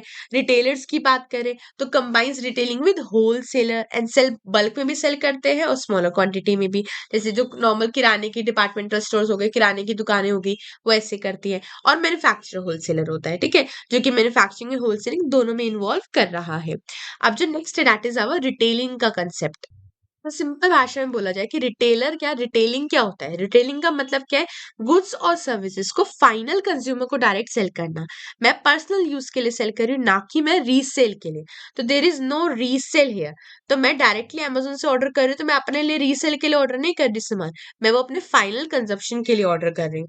फंक्शंस ऑफ रिटेलिंग की बात करें तो डिफरेंट प्रोड्यूसर्स से गुड्स खरीदे जा सकते हैं, वैरायटी ऑफ गुड्स खरीदे जा सकते हैं, बाइंग भी हो रही है, असेंबलिंग भी हो रही है, रिटेल में सेल कर रहे हैं, स्टोर कर पा रहे, ट्रांसपोर्ट कर पा रहे, डिवाइड्स, पैकेजिंग एंड प्राइसिंग सब कुछ इधर इन्वॉल्व होता है। काइंड्स ऑफ रिटेलिंग की बात करें, सबसे पहला क्या हमारा स्मॉल स्केल रिलेटिंग, छोटी इन्वेस्टमेंट, लिमिटेड एरिया और पर्सनल सर्विस होती है, जैसे कि किराने की स्टोर हो गई, स्ट्रीट वेंडर्स हो गए, बाजार जो वीकली बाजार लगते हैं उसमें जो सब्जियां बेचते हैं वो सब हो गए इसके अंदर। लार्ज स्केल रिटेलिंग की बात करें तो क्या होगा, लार्ज इन्वेस्टमेंट लगी है, ठीक है, मॉडर्न टेक्निक्स का यूज करा गया है, कस्टमर बेस भी क्या वाइडर। डिपार्टमेंटल स्टोर्स हो गए, उसमें काफी सारा हर एक वैरायटी का स्टोर सामान मिलता है। सुपर मार्केट्स हो गए कह लो, या चेन मार्केट्स हो गई, ठीक है, चेन स्टोर्स हो गए हमारे, ठीक है, जैसे बाटा हो गया, बाटा का शोरूम की बात करें, सुपर मार्केट जैसे कि बिग बाजार, डी मार्ट, इसकी बात हो रही है, एंड सुपर स्टोर्स हो गए, वॉलमार्ट, रिलायंस स्टोर, ठीक है। लास्ट टॉपिक है हमारा डिस्ट्रीब्यूशन लॉजिस्टिक्स की बात हम यहाँ पर कर रहे हैं। डिस्ट्रीब्यूशन एंड लॉजिस्टिक्स, तो क्या अपना डिस्ट्रीब्यूशन करना है, किसका डिस्ट्रीब्यूशन, फिनिश गुड्स का, किसको करना है, मैन्युफैक्चरर्स से किस तक करना है, फाइनल कंज्यूमर तक करना है। तो सही टाइम, सही प्लेस और सही कंडीशन में गुड्स को मैन्युफैक्चर से फाइनल कस्टमर तक पहुंचाने का काम है डिस्ट्रीब्यूशन लॉजिस्टिक्स के अंदर। ठीक है, अगर स्टेजेस की बात करें इसके, तो हमारा इनबाउंड स्टेज है हमारा, एक है आउटबाउंड स्टेज और एक है हमारा रिवर्स लॉजिस्टिक। तो इनबाउंड क्या कहते हैं, कंपनी के अंदर रॉ मटेरियल का फ्लो करना। आउटबाउंड क्या कहते हैं, फिनिश गुड्स को कस्टमर्स तक कैसे पहुंचाना है हमने, ठीक है। और रिवर्स लॉजिस्टिक्स हमें कहता है कि जो कस्टमर है तो उससे वापस कंपनी तक गुड्स का फ्लो। और रिवर्स कैसे हो सकता है, अब पसंद नहीं आया तो मैंने रिटर्न कर दिया, डिफेक्टिव हो गया, तो इन दिस केस क्या होगा, रिवर्स लॉजिस्टिक हो गया कि कस्टमर वापस कंपनी को दे रहा है, तो रिवर्स हो गया। डिफॉल्ट पीस के केस के अंदर हम बात करें, कंपोनेंट्स की बात करें तो इसके अंदर transportation, warehouse, inventory management, order processing, packaging, ये सब कुछ इसके अंदर हमारा आ रहा है कंपोनेंट्स के अंदर। तो सारा काम यहाँ पर करना होता है। तो इससे हमारी जो यूनिट नंबर 4 थी वो भी यहाँ पर डन हो जाती है। अब हम यूनिट नंबर 5 करेंगे, एंड यूनिट नंबर 5 में जैसे आपको मैंने बताया कि उसमें ज्यादा कुछ नहीं है, हमें उसमें क्या करना है, बेसिकली शॉर्ट नोट्स प्रिपेयर करने हैं कि आपको हर एक टॉपिक 9 पॉइंट्स तो मिनिमम लर्न होने चाहिए, तो आप उसको लिख सकते हो। ठीक है, तो let us start with that unit.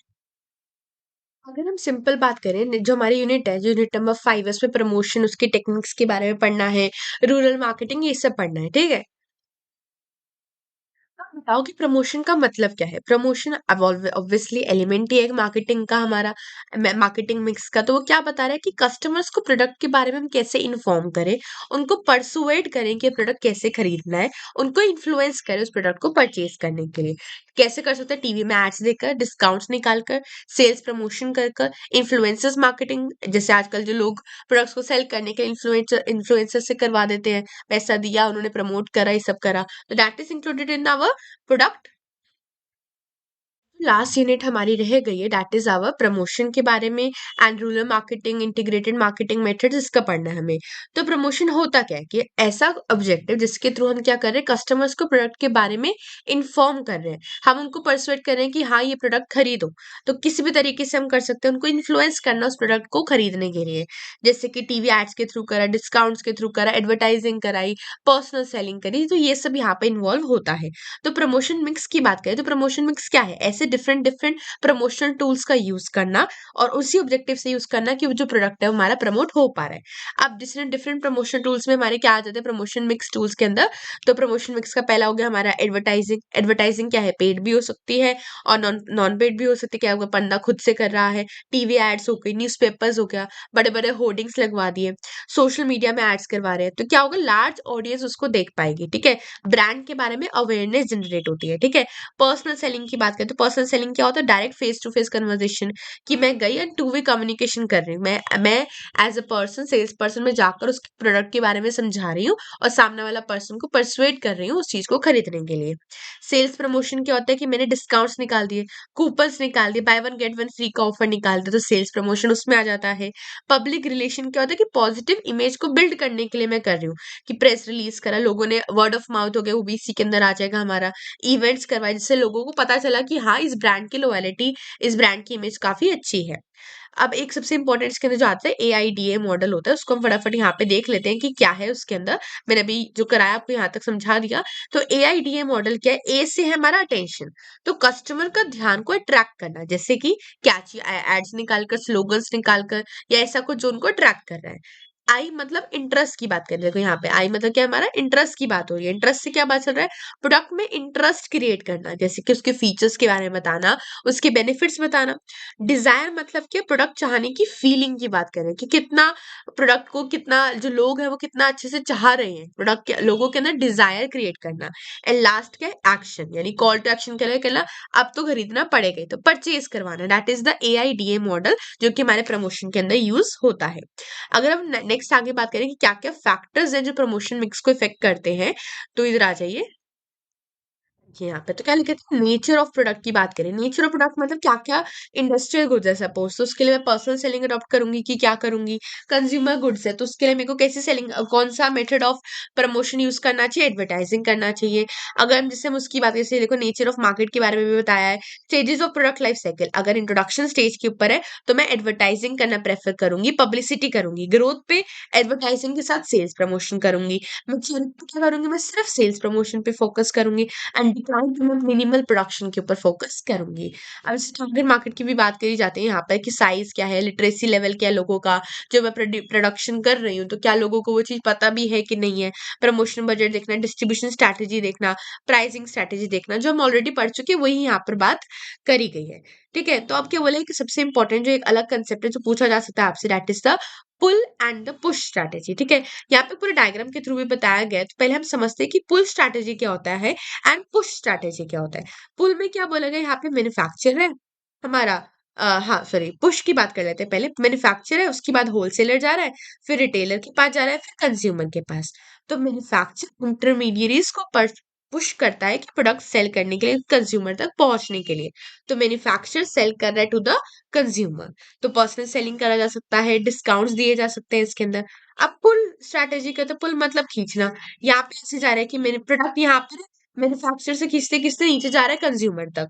यहाँ पे उल्टा हो रहा है, कंज्यूमर यहाँ पर है, यहाँ पे क्या है हमारा मैन्युफैक्चरर है। तो क्या हो रहा है? कंपनी डायरेक्टली कंज्यूमर में डिमांड क्रिएट कर रही है कि कंज्यूमर खुद रिटेलर पे जा रहा है कि ये प्रोडक्ट मेरे को चाहिए है। Retailer wholesaler, wholesaler manufacturer, that is our pull strategy. ये बहुत इंपॉर्टेंट है। ठीक है, अब एक और जो कंसेप्ट हमारे इसके अंदर रह गया, that is our integrated marketing communication की बात करें तो क्या है? मतलब इसका मतलब प्रमोशन के सभी टूल्स को इंटीग्रेट करके एक कंसिस्टेंट मैसेज डिलीवर करना कि क्या हमारे प्रोडक्ट की डिमांड है। Integration of company's various communication channel to deliver a clear and consistent compelling message. तो सारा अपने प्रोडक्ट के बारे में बताना, तो इससे ब्रांड इमेज अच्छी होगी, कंफ्यूजन कम होगी, थोड़ी इफेक्टिवनेस ज्यादा आएगी, और कस्टमर का जो ट्रस्ट है वो बिल्ड होता है। तो ये था हमारा प्रमोशन के बारे के अंदर। अब नेक्स्ट आपका एडवर्टाइजिंग एंड पब्लिक रिलेशन। आपने एडवर्टाइजिंग हो गया, पर्सनल सेलिंग हो गया, सेल्स प्रमोशन, जो मैंने अभी बताया वही सब है। ठीक है, तो इसके अंदर आपको एडवर्टाइजिंग एंड पर्सनल सेलिंग का डिफरेंस पता होना चाहिए। We are not wasting time on this, because ये आपको इन जनरल टॉपिक और आपने पढ़ भी रखा है इसके बारे में। ठीक है, अब जो मेन देखो, अभी मैंने जो एडवर्टाइजिंग, पर्सनल सेलिंग और जो आपका सेल्स प्रमोशन वाला टॉपिक है, मैंने सिर्फ वन वन लाइन में आपको बस मीनिंग समझाया है। उसके बारे में आप खुद से बना सकते हैं। मैं आपको नोट्स तो वैसे भी प्रोवाइड कर दूंगी PDF फॉर्मेट में। आप टेलीग्राम चैनल को ज्वाइन कर सकते हैं, तो वहां से इसको सिर्फ रीड कर लेना। ठीक है, तो अभी जो मेन टॉपिक्स है उन पे हम फोकस कर देते हैं। जैसे रूरल मार्केटिंग है, इसका बहुत बार आपको शॉर्ट नोट के अंदर आ रखा है, जो कि 6 मार्क्स में आया है। तो रूरल मार्केटिंग को समझते हैं। तो रूरल मार्केटिंग का मतलब क्या है? कि जो भी गुड्स एंड सर्विसेज है उनका फ्लो रूरल एरियाज के लोगों तक पहुंचाना, और रूरल एरियाज से अर्बन एरियाज तक कैसे पहुंचाया जा सकता है। तो अब जैसे 3 तरीके हो सकते हैं, अर्बन से रूरल हो गया, रूरल से अर्बन हो गया, रूरल से रूरल के अंदर बात कर रहे हैं। तो अर्बन से रूरल एरिया में कैसे हो सकता है? जैसे कि सोप्स हो गया, मोबाइल्स हो गए, FMCG प्रोडक्ट हो गए। रूरल से अर्बन की बात करें तो ऐसे एग्रीकल्चर प्रोडक्ट्स हो गए, हमारा हैंडीक्राफ्ट्स हो गया, ये सब जा सकता है। और रूरल से रूरल में सीड्स हो गए, फर्टिलाइजर्स हो गए। तो ये सारी चीजें यहाँ पर कैसे फ्लो हो सकती है वो बात करी हमने रूरल मार्केटिंग में। तो अगर हम इसकी इंपॉर्टेंस की बात करें, क्या क्या इंपॉर्टेंस है, सबसे पहले क्या कह सकते हैं?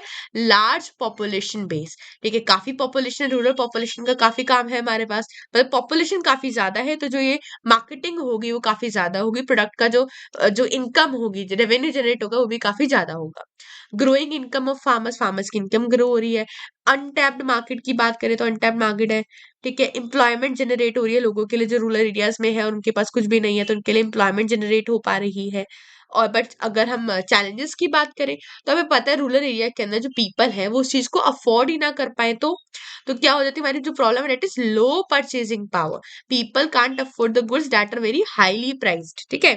पुअर इंफ्रास्ट्रक्चर है वहां पर, पॉपुलेशन बहुत स्कैटर्ड है, ठीक है, दूर दूर तक विलेजेस सारे फैल रखे हैं, डिस्ट्रीब्यूशन कॉस्ट भी बहुत हाई होती है, लोग इलिटरेट है, ठीक है, अवेयरनेस नहीं है लोगों के अंदर। ट्रेडिशनल माइंडसेट है, तो कोई अगर नई ब्रांड जाकर वहां पे सामान बेचेगी तो उनको शायद वो चीज समझ ना आए। कम्युनिकेशन बैरियर हो सकता है, ठीक है। डिस्ट्रीब्यूशन प्रॉब्लम्स हो सकती है, स्टोरेज या पैकेजिंग का इशू हो सकता है, जैसे कि उन पे स्टोरेज फैसिलिटी तो लिमिटेड है ही, वो तो वहां पर वो क्या करेंगे, वहां पे जाकर कोई भी एक बड़े शैम्पू को नहीं सेल कर रहा होगा, वहां पर शैम्पू के जो छोटे छोटे 1 1 2 2 रुपीज वाले शैशेज आते हैं, शैशेज होते हैं, उनको सेल करने का लोग ट्राई करेंगे। तो रूरल मार्केटिंग में सिर्फ आपको ये पता होना चाहिए कि रूरल मार्केटिंग होता क्या है, कैसे तरीके का उसका फ्लो है, उसकी इंपॉर्टेंस क्या है और उसकी लिमिटेशंस क्या है, ठीक है। तो नेचर हो गया हमारा, इंपॉर्टेंस हो गया, चैलेंजेस हो गए हमारे, और marketing mix for rural marketing. Marketing mix तो वही है, प्रोडक्ट, प्राइस, प्लेस, प्रमोशन। तो उसका रूरल मार्केटिंग में कैसे काम होता है वो देखना है यहाँ पे, ठीक है। अब जो नेक्स्ट इंपॉर्टेंट टॉपिक है that is our direct marketing. इसमें देखो अब सारे ने इसमें शॉर्ट नोट्स टाइप में मैंने बनाए हैं कि सबका फीचर, टूल्स, एडवांटेजेस, डिसएडवांटेजेस लिख दिए हैं कि अगर पेपर में आया तो आप आराम से 6 to 9 मार्क्स का क्वेश्चन का आंसर लिख सकते हो। रूरल मार्केटिंग हो गया, सर्विस मार्केटिंग हो गया, रिलेशनशिप मार्केटिंग हो गया हमारा, सोशल मार्केटिंग है, ग्रीन मार्केटिंग है, सस्टेनेबल मार्केटिंग है, एंड देन मार्केटिंग एथिक्स है। तो ये आपको यूनिट में 5 को खत्म करेगा। तो फटाफट स्टेप बाय स्टेप करना स्टार्ट कर देते हैं। सबसे पहले हमारा डायरेक्ट मार्केटिंग की बात करें। डायरेक्ट मार्केटिंग का मतलब क्या है, जो कस्टमर है, सॉरी जो हमारी कंपनी है, वो सीधा कस्टमर से कॉन्टैक्ट करती है, ना ही कोई होलसेलर है, ना ही कोई रिटेलर है, ताकि जो तुरंत हमें इमीडिएटली रिस्पॉन्स में मिल जाए कि जो प्रोडक्ट सेल हो रहा है कि नहीं हो रहा, उसकी क्या एडवांटेजेस है, क्या डिसएडवांटेजेस है। तो फीचर्स की बात करें तो कंपनी डायरेक्टली कस्टमर के कॉन्टैक्ट के अंदर है, मिडिल मैन इन्वॉल्व नहीं होता, ठीक है, बीच में कुछ कोई इंसान नहीं जो कि बीच में एज एन इंटरमीडिएरी एक्ट कर रहा होगा, ठीक है। पर्सनलाइज कम्युनिकेशन मतलब मैसेज पर्सनलाइज हो जाते हैं अपने according to the needs of the person. मैं अपने आप से सोच सकती हूँ कि कैसे मेरे को कैसे प्रोडक्ट को सेल करना है। मेजरेबल टेक्निक्स मतलब कि रिजल्ट मेजर कर सकते हैं कि कितने लोगों ने इस चीज को हमें रिस्पॉन्ड बैक करा। टू वे कम्युनिकेशन है, क्योंकि कस्टमर फीडबैक देगा और सेलर चीज को सेल करेगा, ठीक है। अब टूल्स ऑफ मार्केटिंग की बात करें तो टूल्स में हमारा email marketing, tele marketing, catalogue marketing, online direct marketing, मतलब ये बताया जा रहा है किसके थ्रू हम इस चीज को कर सकते हैं। तो ईमेल के थ्रू भी मैं प्रोडक्ट की इन्फॉर्मेशन शेयर कर सकती हूँ। टेली मार्केटिंग मतलब मैं कॉल्स करके कर सकती हूँ। एसएमएस या व्हाट्सएप मार्केटिंग मतलब मैंने ऑफर्स या कुछ भी जो लेटेस्ट चीज मैं निकाल रही हूँ, सेल निकाल रही हूँ, उसकी लिंक्स बना के भेज दी, मैसेजेस फॉरवर्ड कर दी, कैटलॉग यानी प्रिंटेड बुकलेट्स भेज रही हूँ लोगों को। ऑनलाइन डायरेक्ट वेबसाइट्स के थ्रू भी मैंने कर दिया। नेक्स्ट हमारा एडवांटेजेस ऑफ डायरेक्ट मार्केटिंग। तो एडवांटेज का पहला काम क्या है हमारा, कॉस्ट इफेक्टिव है, कि कम कॉस्ट लगता है, अगर मिडलमैन इन्वॉल्व नहीं है तो कॉस्ट ऑब्वियसली कम ही लग रही है, ठीक है। तो कॉस्ट इफेक्टिव है। पर्सनलाइज मैसेजेस हम भेज सकते हैं, ठीक है, फास्ट रिस्पॉन्स मिलता है हमें, और रिजल्ट को हम ट्रैक कर सकते हैं, कस्टमर का डेटाबेस बन जाता है। लिमिटेशंस की बात करें तो कभी कस्टमर को ऐसा लगता है कि बार बार हमें इरिटेटिव लगता है, इंट्रूसिव लगता है कस्टमर को, कि जब उनकी लाइफ में इंटरप्ट करा जाता है। प्राइवेसी इश्यूज हो सकते हैं कुछ लोगों को, बट ऐसा नहीं है कि हमें हर बार ही पॉजिटिव रिस्पॉन्स ही मिले, क्या पता कस्टमर नेगेटिव रिस्पॉन्स कर रहा है, ठीक है। और रेगुलर अपडेटेड हमें कस्टमर डेटा चाहिए होता है, तो वो भी एक इश्यू क्रिएट कर सकता है, ठीक है। नेक्स्ट हमारा क्या कह रहा है, इंपॉर्टेंस हो गया हमारा। हाँ, सर्विस मार्केटिंग की बात कर लेते हैं हम। तो सॉरी, इंपॉर्टेंस रह ही गया, हाँ। तो हेल्प्स इन टारगेट मार्केटिंग, ये टारगेट मार्केटिंग पॉसिबल हो सकती है, कस्टमर से एक स्ट्रॉन्ग रिलेशन बनता है। मॉडर्न डिजिटल एज में भी हम इसको एज एन इफेक्टिव टूल मान सकते हैं, और डिस्ट्रीब्यूशन कॉस्ट इसकी कम लगते हैं because no middle man is involve. अब नेक्स्ट हमारा जो concept that is of service marketing. Next क्या हमारा, सर्विस मार्केटिंग। सर्विस मतलब कि कोई भी सर्विस प्रोवाइड करना, तो क्या वो दिख रही होगी, तो हमने सर्विसेज का पहले भी पढ़ लिया, तो that are intangible in nature. Banking की फील्ड में कोई सर्विस प्रोवाइड करे, इंश्योरेंस हो गया, एजुकेशन हो गया, टीचिंग हो गया, health care facilities, transportation, tourism, ये सारी किस में आ रही है, हमारी सर्विस मार्केटिंग के अंदर आ रही है। करेक्टरिस्टिक की बात करें तो चलो 7 Ps की ही हम बात कर रहे हैं।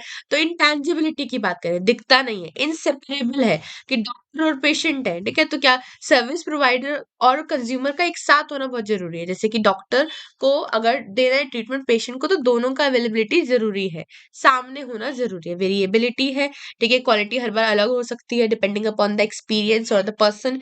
पेरिशेबिलिटी है, मतलब कि स्टोर में स्टोर नहीं कर सकते हैं उसको, ठीक है। और पीपल की बात करें तो service employees important role play कर देते हैं हमारा। और प्रोसेस की बात कर रहे हैं कि किस सिस्टम और किस प्रोसीजर से करना है, वो भी वेरी करता है। फिजिकल एविडेंस की बात करें, जैसे कि अगर डॉक्टर है तो डॉक्टर में क्या हो सकता है, अगर हॉस्पिटल का, अगर हम हॉस्पिटल और पेशेंट की बात करें, उसमें एम्बुलेंस भी हो सकता है। यहाँ पे एम्बियंस और बिल्स की बात करेंगे, जैसे कि अगर मैं किसी मॉल में गई हूँ घूमने, तो वहां पर उसका ambience is the like the tangible clue. Bill हो गया, वो भी उसका टैंजिबल क्लू है, कितना मैंने कहाँ पे क्या करा है, ठीक है। तो डॉक्टर के केस में हॉस्पिटल हो गया, और जो नर्स होगी, ये सब हो गए टैंजिबल क्लूज, ठीक है। एक मिनट आगे, हाँ। तो ये सारी इसकी इंपॉर्टेंस की बात करें, सर्विस सेक्टर जीडीपी में ऑब्वियसली पार्ट कर ही रहा है, एम्प्लॉयमेंट जनरेट कर रहा है। तो सारा ये मार्केटिंग के अंदर सबसे मेन पॉइंट एम्प्लॉयमेंट तो लिख ही आओ सब में, कि वो तो जनरेट कर ही रहा है, कस्टमर सेटिस्फैक्शन बढ़ा रहा है, इकोनॉमिक ग्रोथ में भी हमें हेल्प कर रहा है। चैलेंजेस की बात करें तो कंसिस्टेंट क्वालिटी मेंटेन करना बहुत मुश्किल हो जाता है, same consistent quality. Customer expectation handle करना बहुत टफ होता है, लोगों की हर एक कस्टमर की अलग डिमांड होती है। ट्रेन स्टाफ चाहिए होता है हमें इसके अंदर, जो कि एक्सपेंसिव होता है। कंप्लेंट्स को भी हैंडल करना पड़ता है, जो कि कभी कभार बहुत डिफिकल्ट हो जाता है, ठीक है। तो नेक्स्ट आता है हमारा, नेक्स्ट के टॉपिक है हमारा रिलेशनशिप मार्केटिंग। तो अब इसके अंदर मेन काम क्या होता है वो पढ़ते हैं। तो relationship marketing as a name suggest क्या कर रिलेशन बनाना। किसके साथ रिलेशन बनाना, कस्टमर्स के साथ। तो कस्टमर के साथ एक लॉन्ग टर्म रिलेशन बनाना, ना कि सिर्फ एक बार सेल कर दिया तो बस हो गया काम खत्म।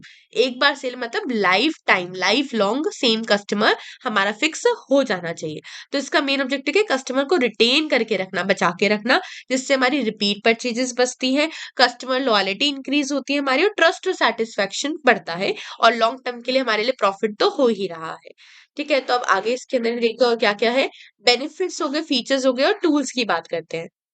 बेनिफिट्स में देखो वही सेम बात यहाँ पे बताई गई कि लॉन्ग टर्म ओरिएंटेशन होता है, लॉन्ग टर्म पे फोकस करते हैं, कस्टमर सेंट्रिक अप्रोच होती है, ट्रस्ट डेवलप होता है, कमिटमेंट डेवलप होता है, और टू वे कम्युनिकेशन है, कंपनी और कस्टमर्स दोनों का होना जरूरी है।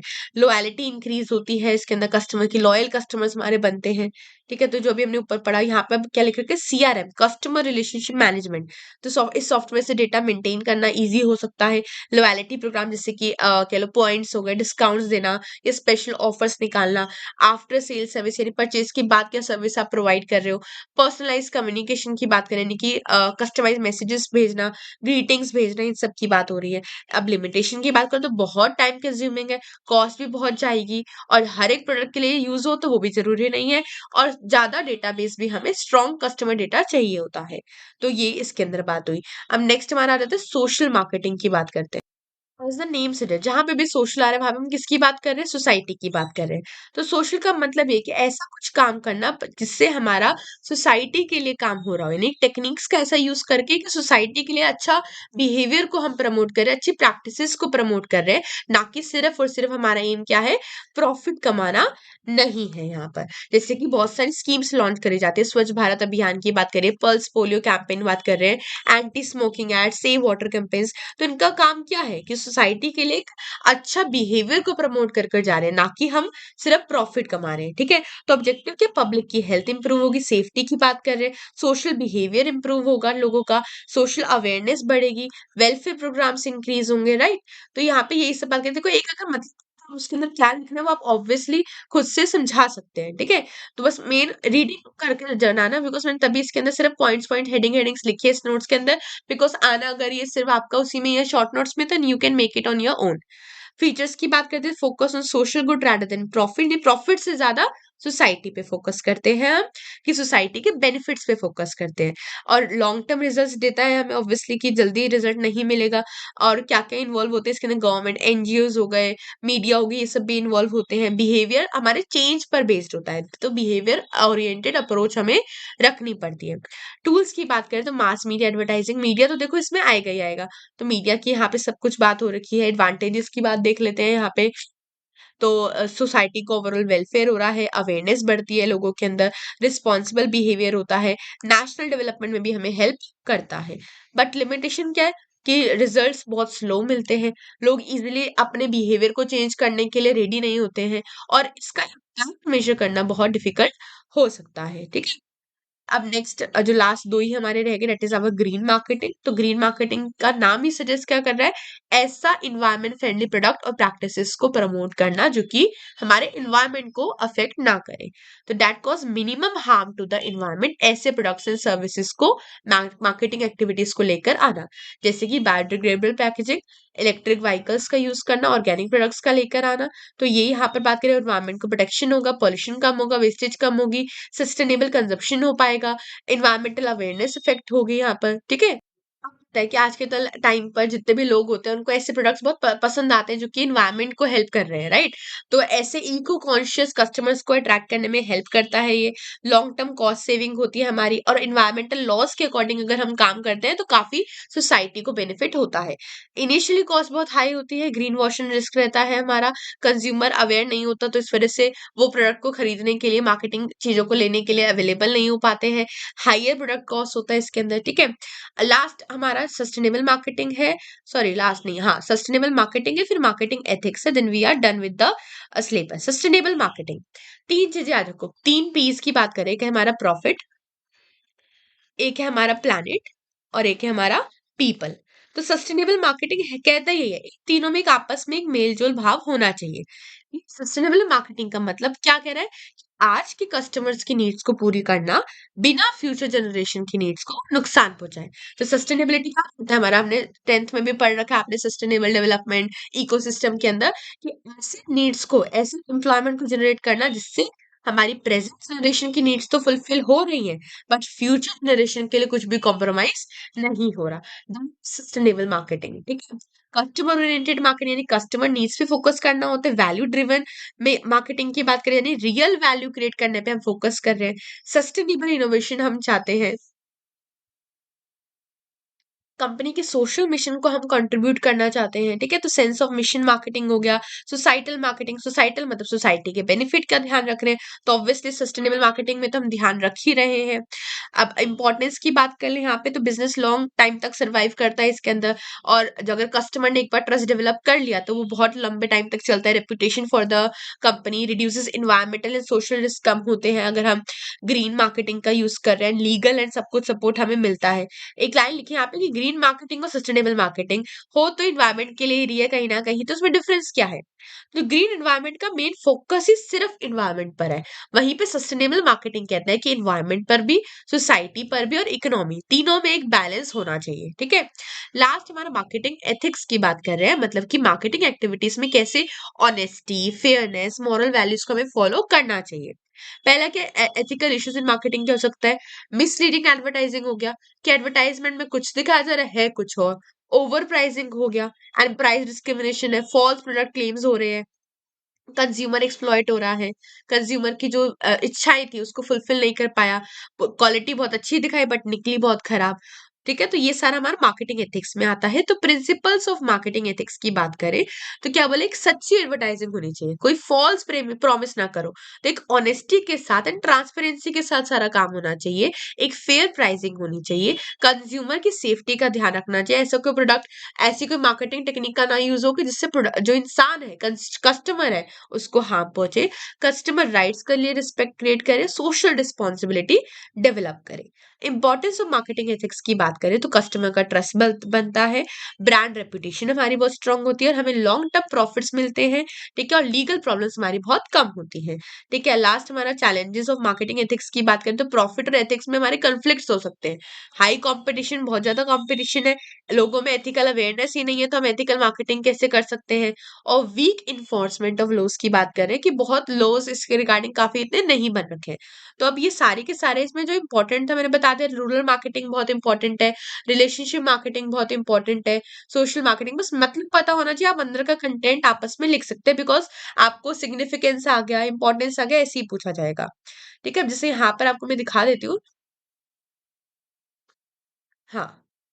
पहले यूनिट की बात करें आपका introduction to marketing and marketing environment, उसमें जैसा मैंने आपको बताया क्या क्या इंपॉर्टेंट है कि मार्केटिंग मिक्स क्या है, मार्केटिंग एनवायरनमेंट के बारे में पता होना चाहिए, होलिस्टिक मार्केटिंग क्या है, नेचर एंड फीचर्स और सोसाइटल मार्केटिंग, ये उसका बेसिक था जो आपको पता होना चाहिए। यूनिट 2 में बात करें तो कंज्यूमर बाइंग बिहेवियर, उसके फैक्टर्स, सॉरी उसका जो पूरा फ्लो था, प्रोसेस था वो, मार्केट सेगमेंटेशन एंड पोजिशनिंग, और क्या क्या फैक्टर्स है जो कंज्यूमर बाइंग बिहेवियर को अफेक्ट करते हैं। यूनिट नंबर 3 में बात करें तो उसमें प्रोडक्ट मिक्स क्या होता है, इन्वेंट्री मैनेजमेंट जो हमने चैनल ऑफ डिस्ट्रीब्यूशन में देखा, ठीक है, पैकेजिंग लेबलिंग वो क्या होता है, प्रोडक्ट लाइफ साइकिल क्या होता है, न्यू प्रोडक्ट डेवलपमेंट क्या होता है, लाइफ साइकिल और डेवलपमेंट वाला सबसे इंपॉर्टेंट है। यूनिट नंबर 4 में बात करें तो प्राइसिंग की बात करें, क्या क्या फैक्टर्स उसको अफेक्ट करते हैं। यहाँ पे क्वेश्चन ऐसे दे दिया यहाँ पर कि अगर आप ऐसे ऐसे होगे तो आप क्या प्रेफर करोगे, तो इसको एक बार देखना, सस्टेनेबल मार्केटिंग को समझाना है इसके अंदर। नेक्स्ट डिस्ट्रीब्यूशन चैनल्स कौन से होते हैं, 1 लेवल, 2 लेवल, 3 लेवल, ठीक है, उसको बताना है। Skimming prices and penetration pricing जो मैंने अभी आपको दिखाया था डिफरेंस बिटवीन, वो बताना है। And these are the difference between, इसमें कुछ तो मिक्स भी मतलब शॉर्ट नोट्स दे रखे हैं डिफरेंस बिटवीन, मैं कह रही हूँ शॉर्ट नोट्स है आपके सारे, जिसमें डिजिटल मार्केटिंग जो हम ये करा, रूरल मार्केटिंग हो गया, integrated marketing, sustainable marketing, social marketing, ये सारे बाकी चीजों, ये 2-3 टॉपिक्स है, ये दूसरे चैप्टर्स के इसमें मिक्स हो रखे हैं, ठीक है। डिजिटल मार्केटिंग, ये सारे के सारे जो टॉपिक्स है रिपीट हो रखे हैं, ठीक है, तो इनको सब छोड़ना नहीं है, बाकी आप सब सिर्फ दिमाग में मतलब याद रखो। एंड पेपर के अंदर सिर्फ एक चीज ध्यान रखना है कि एग्जाम्पल बनाकर आना, हर एक चीज का एग्जाम्पल होगा तो ऑब्वियसली आपको एक नंबर एक्स्ट्रा तो उसका मिल ही रहा है, ठीक है। थैंक यू वेरी मच, और अगर आपको नोट्स में अपलोड कर दूंगी, कोई भी डाउट हो तो आप डिस्क्रिप्शन में कमेंट्स में डिस्क्रिप्शन से टेलीग्राम चैनल ज्वाइन कर लीजिए, नोट्स वहां पे आपको मिल जाएंगे। And comment below for any doubt. Thank you.